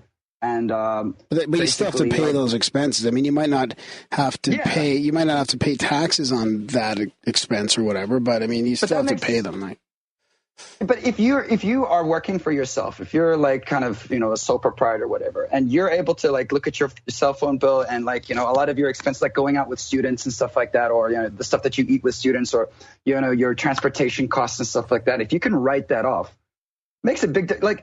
You might be earning a fortune on a monthly basis on paper, but then like with your tax and how much it comes off, and then there are these insurance payments and blah blah blah blah. Like it ends up cutting that monthly paycheck down massively. But if you are able to be independent and work for yourself, and then like sort of write that stuff off, it makes a big difference. And you don't really need to earn that much throughout the month to really have to pay for that. Like it's surprisingly like how much gets subtracted from your paycheck. Like if you're somehow stuck in a corporation that has also like it's like the corporate insurance that's incorporated as well, and whatever taxes and other crap, like somehow being like involved in that institution. I mean, you end up with very little. Like even if on paper you think you might be earning a lot. Yeah. Or your expenses are through the roof. Yeah, that happens too. Yeah, and my living costs are cheap, but I also like, if you live with people that are your friends, you tend to go out a little less. I still go out, but I don't necessarily go out in the same way. Like we all cook together, and like it's nice to cook together. I don't have to go out to restaurants and stuff like that, and as much.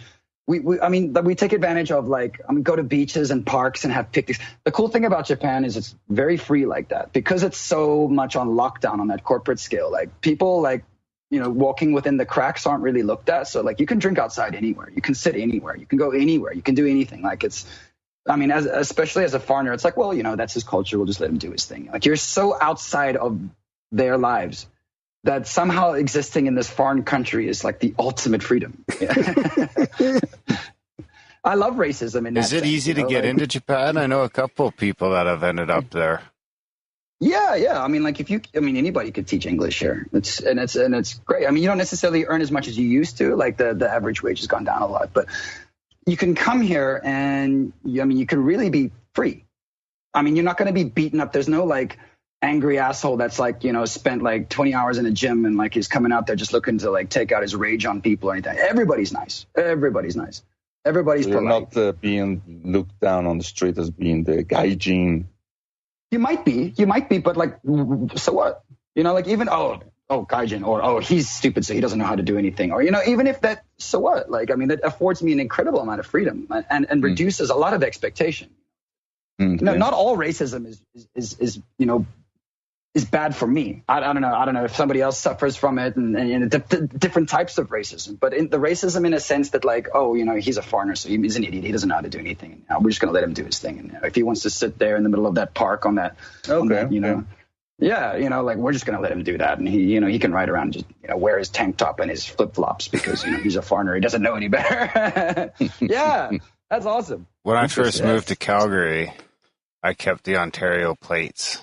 And I actually reinsured my vehicle back in Ontario again because I figured the Ontario plates, I had them for about a year and a half because I figured I'd just get away with a little more, Hey, sorry, I cut you off, or, I was learning. You mean when you get pulled over and you're like, I'm from Ontario. Yeah, I don't know, man. Sorry.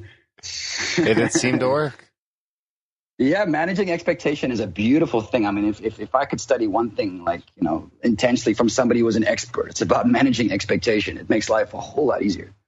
Yeah, some baseline tips for managing, like obviously showing up in no suit was one. Yeah.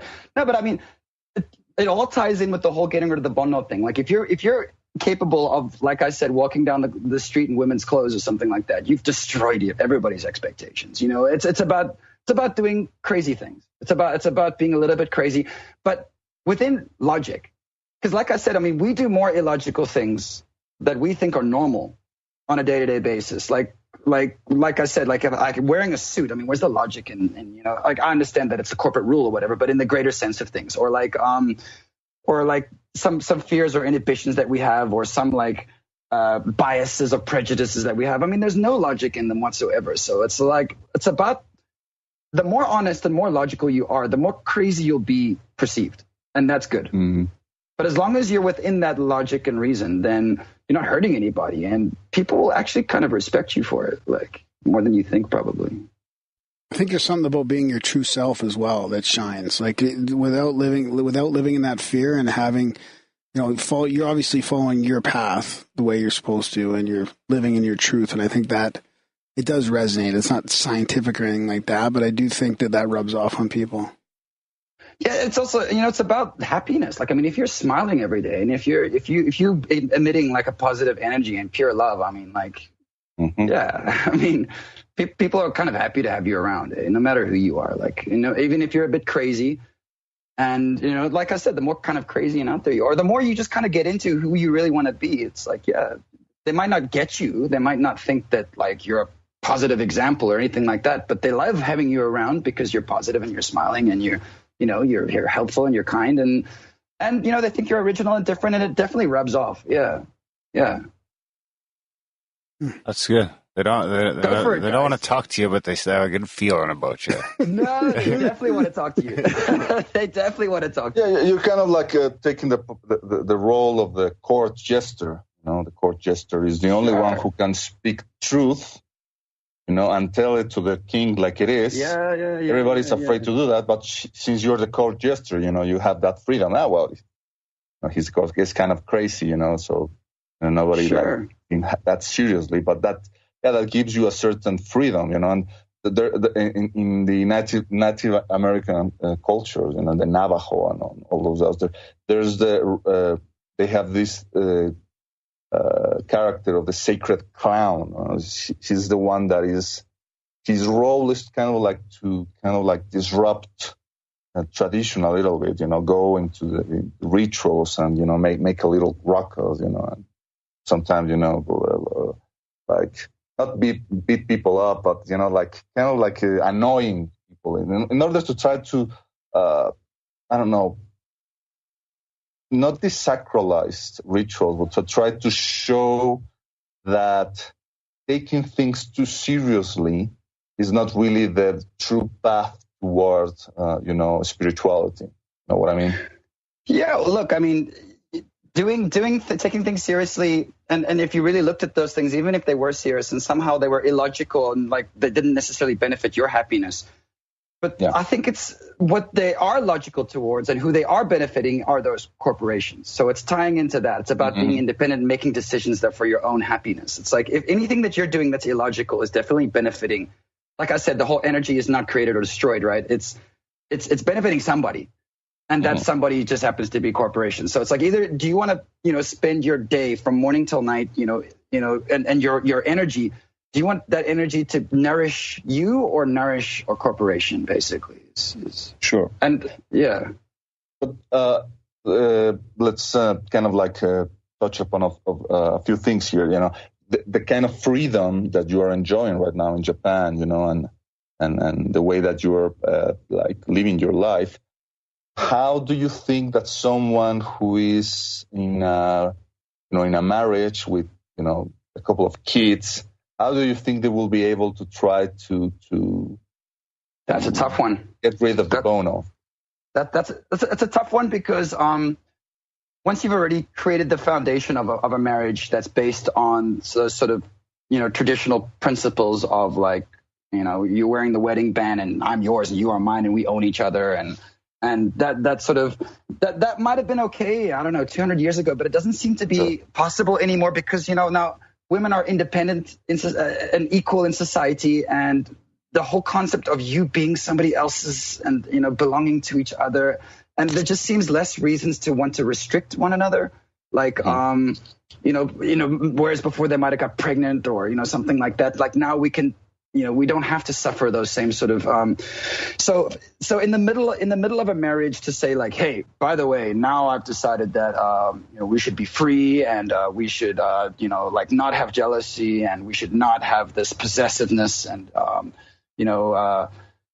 yeah, look, it's gonna take convincing for some, and for me, it was lucky in my relationship because I started off like that from the very beginning. I said, "This is how I believe, and this is how I live, and you can take it or leave it." But it's worked tremendously well for me.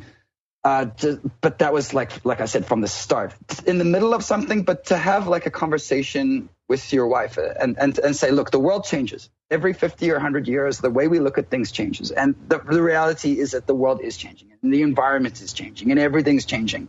And that you can either be a forerunner, you can be somebody at the head of that's thinking like originally and it's thinking ahead of, everybody else. And like as it changes. And I think that that's your real chance at happiness in this world, because if you're a straggler, if you're somebody that's listening, living, under a sort of more traditional paradigm, like it's just going to be harder, I think. So you need to be adaptable, essentially. And if you can look at your partner and say, look, I love you and respect you, and you can look at the world around you and whatever situation you're in, I mean, without disrespecting anybody or anything, but kind of like say, look, like I think the world is going this way. I think society's going this way. And I want to leave myself as adaptable as possible to take advantage of what's good out there and not suffer as much about what's potentially bad about this new change. And adaptable, it's about being adaptable. And it's about saying, yeah, like, look, first we're going to attack these Bonno as much as we can. I refuse to be jealous my whole life. I refuse to be angry my whole life. I refuse to be shy and ashamed my whole life. And then once you start attacking that and the windows that open become more clear, and I think, it's one step at a time. Okay. Yeah. Again, I'm recommending to you to go and check out Chris Ryan's work. He has a podcast, Tangentially Speaking, and he also wrote Sex at Dawn, which I think that it sounds like it's right up your alley. Yeah, with these things about polyamory and these relationships and how, basically his argument is that back in the days when we were hunter-gatherers, this idea of monogamy was not the way that these ancient men used to behave themselves. That monogamy became something that was installed after the agricultural revolution, and it's kind of like something that is not really natural to the human animal. Well, it might have existed in a very short blink of our existence. If you put human existence into like the time of a movie. The amount of time of monogamy wouldn't even last the credits. Like it's a very like Connor Habib would say, it's incredibly perverse. It's like the most perverse thing in society. Yeah, something to that effect. Yeah. So it's look, I mean, in under those environment, under those conditions, maybe that made sense at that time, but it's not going to make sense forever, and we are going to change. We are going to adapt, and it's about looking at your environment and figuring out what makes sense now the best. But without having to get that onto like some sort of mathematical or scientific level, I think once again, the best thing that we can do is attack those Bonno right now. Go out there and attack those Bonno, and everything else comes into play. It will make sense. So I know you you had this revelation of you wanted to do everything before you were 30, but then along that journey you tried stuff like ayahuasca and fasting and detoxes, and you had all this. You had all these experiences. Was there any of those that stand out to you to be like shifts or awakenings or anything like that? Or was it like this gradual sort of thing into the Bonno? Like I think I was already well kind of down the path when I did ayahuasca. I think if you are incredibly Bonno ridden, you might just shit yourself and cry and scream and like it might be a horrible experience. For me, it was this like wonderful experience where I sat in the jungle and I was rained on, and it was just beautiful. And before I kind of went on this journey, a lot of the acid trips that I had were a little bit darker. But after the mushroom and acid was the trips became a lot more just beautiful and clear. And I just wasn't suffering from as many like sort of internal things. So I think the experiences were they were really nice, but I don't know how revealing they were. What is revealing for me, and like I said, it's not necessarily that the fasting makes perfect sense, just as, just logically, we come from a time where 3 set regular meals doesn't really make sense, It doesn't really make sense as far as human beings are concerned. But look, we don't know exactly how human beings were, 10, 20,000 years ago. And, but we can guess. I mean, we can look at like chimpanzees, we can look, anthropologists. I mean, we can guess to a good extent, and we're evolved to be kind of that. And if we're sitting at a desk job and suffering tremendous amounts of stress and like coming home and, watching like 4 hours of TV just to kind of relieve that stress, doesn't exactly make sense. Like you need to kind of gravitate back towards what we're evolved to be, or as close as you can guess, or as close as what you can, what you assume like natural is, what a human being is. And, as far as all the experiences that I had in my life from traveling, like, I spent like a month in the jungle in Colombia by myself because I was I had a lot of like issues about like what I looked like, and issues with being alone, and issues with needing things and being clingy and stuff like that. Now, my way of directly attacking that was just going up into the jungle near Minca. From where is it, near Santa Marta, up into the Sierra Nevada, around there for like a month, and just kind of like dealing with myself with no like TV and no nothing, just like waking up every day and just dealing with myself. What year was this? This was 2014, maybe 2014. Yeah, 2014. Okay, well, Colombia wasn't as dangerous as it was. No. Colombia's amazing now. Yeah. No, it's amazing now. But yeah, I mean, a lot of my travels were also kind of just giving myself an environment where I could directly attack my Bonno. It's like, no matter how confident I might have been about the way I handled myself in Japan's environment, if you get too used to that, like you might think that you're sweet, but you put yourself in Africa or in, like Bolivia, or if you put yourself into sort of like a Middle Eastern sort of environments, and you want to still see that you can hold up under those conditions. You still want to see that, like no matter how Bonno-less you think you are you still Bonno-less under those, conditions, under those environments? And man, like traveling just kind of was a way to test it. Like you always want to test yourself to see if you still have the Bonno, right? You always want to check and make sure, like no matter how good you think you're off, like, oh, my Bonno's gone. No, you got to check. You got to make sure. And sometimes putting yourself under different environments or under different states of consciousness is a way to make sure of that. I mean, if I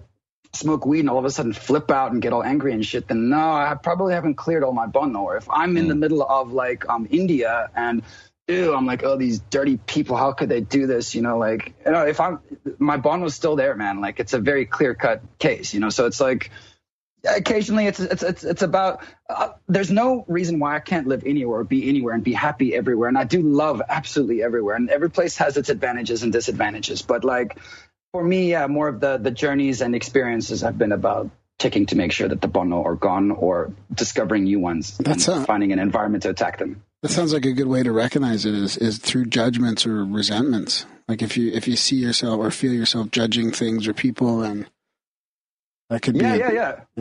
Oh, absolutely. There's still work to do. Yeah. Yeah. And, like it's the weirdest thing, like picking up that cockroach 10 times might relieve that. Like it's weird how it's all connected. Like you might, like eradicating the weirdest little quirk or fear that you have. Like there's no reason why you shouldn't love all food, drinks, like, people have these likes and dislikes that they seem to define their personalities around. But what if you just liked it all? What if you liked all food? And what if you liked all drinks? And what if you liked, kind of all, religious, different types of religious people or ethnicities or, political stances or whatever, like, what if you just were like, fuck it, yeah, I just like everybody and like everything. Like, why would you have to hate specific things, or why would you define your personality on what you dislike? Like, it doesn't make any sense. That's good advice, man. Especially in this climate, we were just talking about how much to pay attention to the media or the fucking political climate right now, and it's like it's dragging me down. If you get too into it. Yeah. Especially you, because you can't even use mushrooms to help clean the slate. You just got to fucking meditate that shit out. I don't know. Yoga it away. Definitely the woman's clothes down Main Street, man. That's where you're at. Or at least next live cast. I don't have to deal with that, Bono. Just I'm wear fine a dress with that on one. YouTube. I'm fine. I dressed on YouTube. I dressed up as a woman once in 1995 for Halloween, and that got rid of that Bono. That's fine.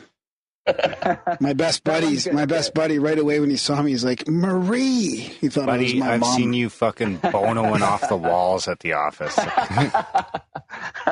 Ready to bono your top.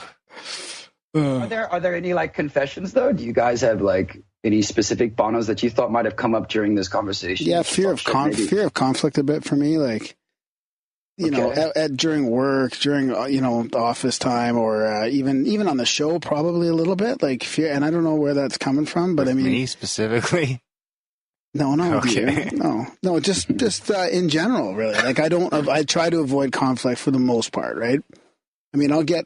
I can defend myself and I can do all that kind of stuff, or I can talk about certain things. I can get all excited about things, but in general, I don't know. Try to avoid that. Does the conflict bother you? Like, I mean, even if you avoid it, like, are you avoiding it because you just don't care, or are you avoiding it because you're afraid of the conflict? I don't think I'm afraid. It just bothers me. It makes me uncomfortable. Oh yeah, well, it shouldn't have to bother you, so that sucks. Yeah, so I don't know how, but how do you get rid of that one? Do you start a fight, get in a fight? I mean, I could do that probably. But I mean, like, if people have issues, if people have problems, it's like it shouldn't touch you, man. It should just completely wash over you. I mean, like, unless it's a survival issue, like, which is instinct. I mean, you can't do much about that. But, if it's not a direct survival, if like some guy's pissed off about.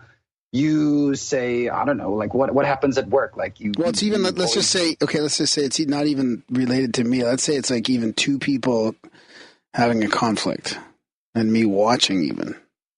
But why would that bother you, though? Well, because I don't know. That's the big question.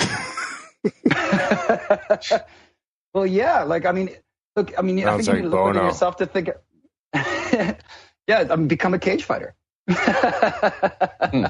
No, I'm joking. I mean, like, if you look into yourself and if you can kind of find a reason for that, like if you can, it might be related to some sort of fear of, I don't know, physical abuse, or it might be some sort of fear of being disliked or not liked, or it might be some sort of fear of you being dragged into it and how your image is tainted and how you're worried about your image. So if somehow you attack your image, or if somehow you attack like the expectation that people have on you somehow, like if you just become that goofy court jester in the office that like everybody thinks is a little crazy, but is genuinely a nice guy, somehow that conflict won't be as applicable to you. Like, I don't know exactly where that's coming from, but there's a couple of different directions you could go to kind of, attack different other things. And somehow you might find that just disappears somehow. Okay. That's good to know. Yeah. That's some good ideas. I mean, I did get in a couple fights with friends in school, and it turned out like they both sort of like cheated me to the point where then everybody thought like I lost, or there was a problem with like a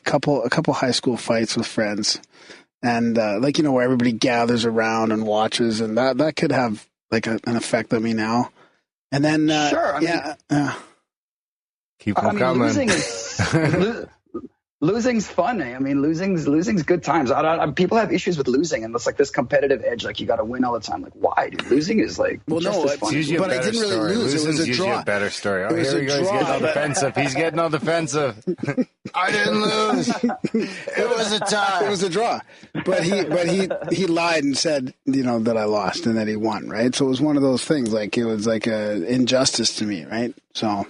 Maybe that's right. What it was. I lost, motherfucker. Yeah, dude, I fucking lost that fight. I fucking lose all the time. I suck at shit. I lost the other one. I lost the other one for sure. The guy was like twice my size. It was tough. So he threw me around like a rag doll, I think. So does that counteract fake it till you make it, or can you still do that? Does that count somehow? What's the fake it till you make it? What's that? That's where you just like convince yourself you're good at you've got something figured out until you sort of figure it out.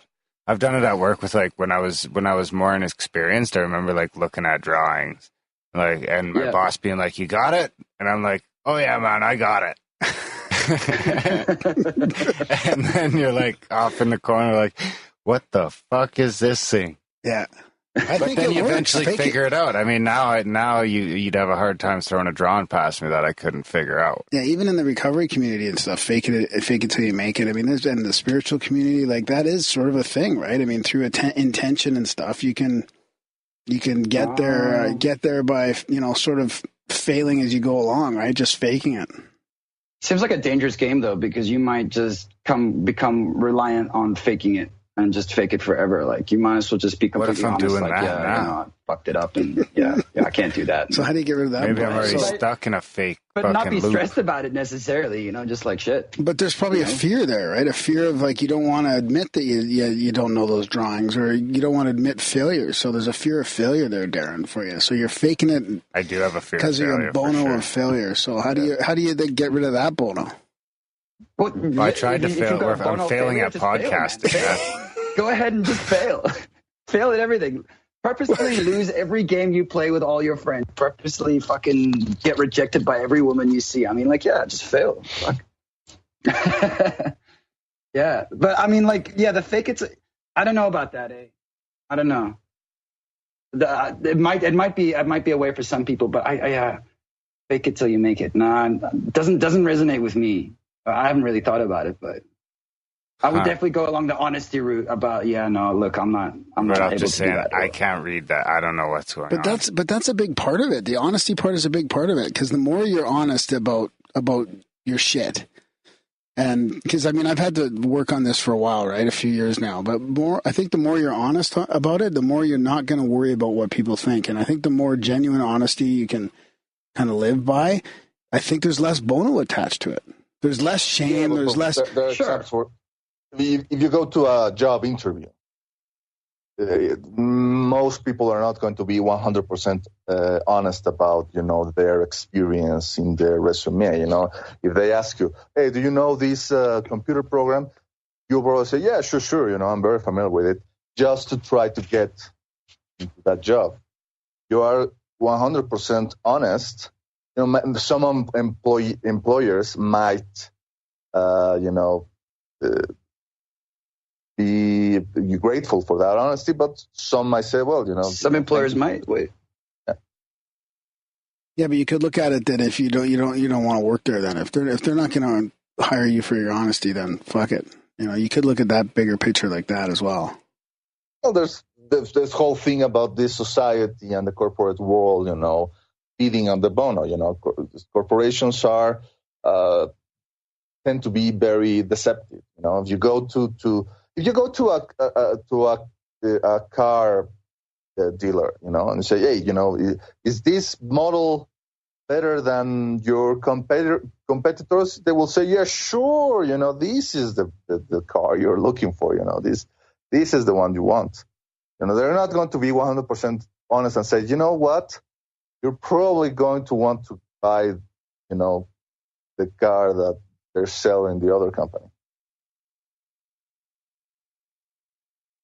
Yeah.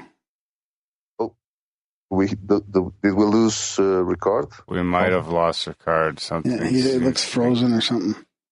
Yeah, and the quality of your Rad, that doesn't make it right though, right? Just because you bump in all these people, that are dishonest through corporations or salesmen or whatever, like that doesn't mean you can't live an honest life to that point, you know? Sure. It's like, for example, fake it till you make it argument. I mean, the first time someone asked me, can you do me a cover for a book? I will say, yeah, sure I can, you know. I wouldn't be 100% honest maybe of saying, you know, I have no fucking idea of how to do that. You have to kind of like saying, well, you know, I'll say yes and I'll figure it out as I go. Yeah. So that's the fine line, I guess, between a little bit of faking it but not really outright lying, right? I don't know the answer, you know. Confidence. I mean, why can't you call that confidence, right? Why can't you just be confident that you're going to make it work?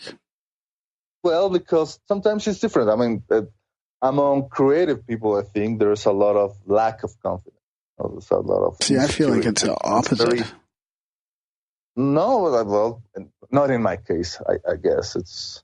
I feel like all the creative people every time I start a project, I think that I'm not going to be able to do it or finish it. It's not until I'm in the process of it, and I say, you know what, yeah, I'm doing it, and I'll be able to finish it. I feel like creative people are the opposite. Like they're always confident. Yeah, it's like you're climbing a mountain. You look up and you say, "Bob, fuck, how am I going to climb this motherfucker?" You probably have to lie to yourself and say, "Yeah, well, just one step at a time." But then you get up the mountain, so you weren't lying to yourself. So that's how the fake it till you make it works, because you made it, so you weren't faking it. You had it all along. Well, it's looking like I'm not able to get Ricard back. Exactly. Right? Probably you had it all along. You had to kind of like lie to yourself a little bit, made a bit of self-deception in order to realize that, yeah, you could do it all along. You had the confidence all along. I don't know. Yeah, that's interesting. Yeah. Are we going to be able to retrieve Ricard? I've tried a few times. I think we'll just wrap it up. Yeah. Big thanks to Ricard for coming on the show. Yes, this was amazing, guys. And actually, I listened to the show in which you read the email? Read the email. Oh, wow. I said, this guy is interesting. Now, how interesting that I managed to speak to him. I think that, I think that he mentioned in the email that he wouldn't be able to write a book or something. Well, maybe writing is not his approach, but I bet that someone like him could be able to maybe create a YouTube channel or something. Yeah, teach on the YouTube. Yeah. Yeah, because I think that he has a lot of these things that he was talking about resonated with me, and I think that if he manages to get in contact with someone like Chris Ryan, I think that Chris Ryan will also be, agree with a lot of the things that he's discussing here. And also, as a sideway, guys, don't you think that Ricard looks a lot like Dr. John Ward? No. No, not really. He almost looks like a John Ward's younger brother. And I mean this as a compliment. No, he reminds me of somebody else, but I can't place it right now. Conor Habib? Well, no. No. The love child of Conor Habib and John Ward? I think we better wrap this up before it gets too carried away. Some Grimerica listeners to put, one screenshot of Ricard alongside a photo of John Ward, and I'm sure some people will agree with me. All right. I guess we'll see. Like I say, big thanks to Ricard for coming on the show. We'll find out if there's any info or website he wants us to plug. We'll plug it next intro, and we'll have it in the show notes for this episode, of course. Big thanks, Ricard. Come back anytime. What else we got? Check out GrimericaTalks.ca/support, guys. Check out all the ways you can help us keep kind of growing and having these chats without any commercials or fuck all, and kind of being able to do whatever we want. Yeah. And we have an extra content feed now, the Black Budget support feed. And to do that, you donate anything, right? Any monthly donation, any one-time donation. If I get an email from PayPal, then I just send the link. Yeah. Whether it's a one-time donation or a new subscriber or, we can figure it out for sure. Everything's in the notes. Contact information, P.O. Box, emails. Yeah. Also, don't forget that, people can follow Grimerica on Facebook. We're also on Minds. There's also a Grimerica subreddit. You can go there and, check it out and maybe, contribute there, link to interesting info. Actually, that's a good point, Brad. I gotta start putting all those links in the show notes now. That'd be reddit.com/r/Grimerica, I think. Yeah. Yeah. We're on Gab too, so there's a bunch of different networks that we're on right now, and we'll see how long it lasts. But we're just trying to, just sort of with all the censorship everywhere else as well, we're trying to spread out a little bit. Yeah, exactly. And like I say, the donations help. They help us do this. We tried our first video cast tonight. We're able to do things like that. Yeah. So check out GrimericaTalks.ca/support, guys. And jump on a monthly if you can. Do it one time if you can. If you can't do that, you can share the show, review the show, spam Graham, sign up for the newsletter, sign strangers up for the newsletter. And you can always check out GrimericaTalks.ca/swag to get your Grimerica gear. Yeah. Anything else? That's about it. All right, guys. Thanks for listening, and we will see you next week. Oh, the rain came down. My wallet got soaked. The money ran out. Oh, the mud was gold. The ground was cold. My dignity was never bought nor sold. Oh, choose a career. Get your mind clear. Keep up with the Joneses. Oh, you go in. You atone for your greed.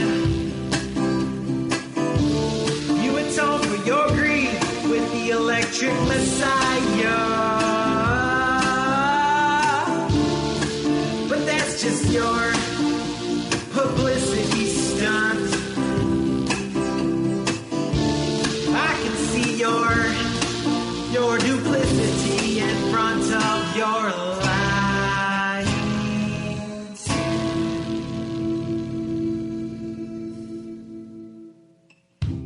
Oh, the rain came down. My wallet got soaked. The money ran out. Oh, the ground was cold. The mud was gold. My dignity was never bought nor sold. Oh, choose a career. Get your mind clear. Keep up with the Joneses.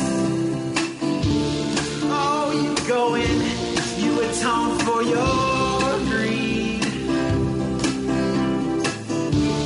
You atone for your greed with the electric messiah. Oh, but that's just your publicity stunt. I can see your duplicity in front of your lines.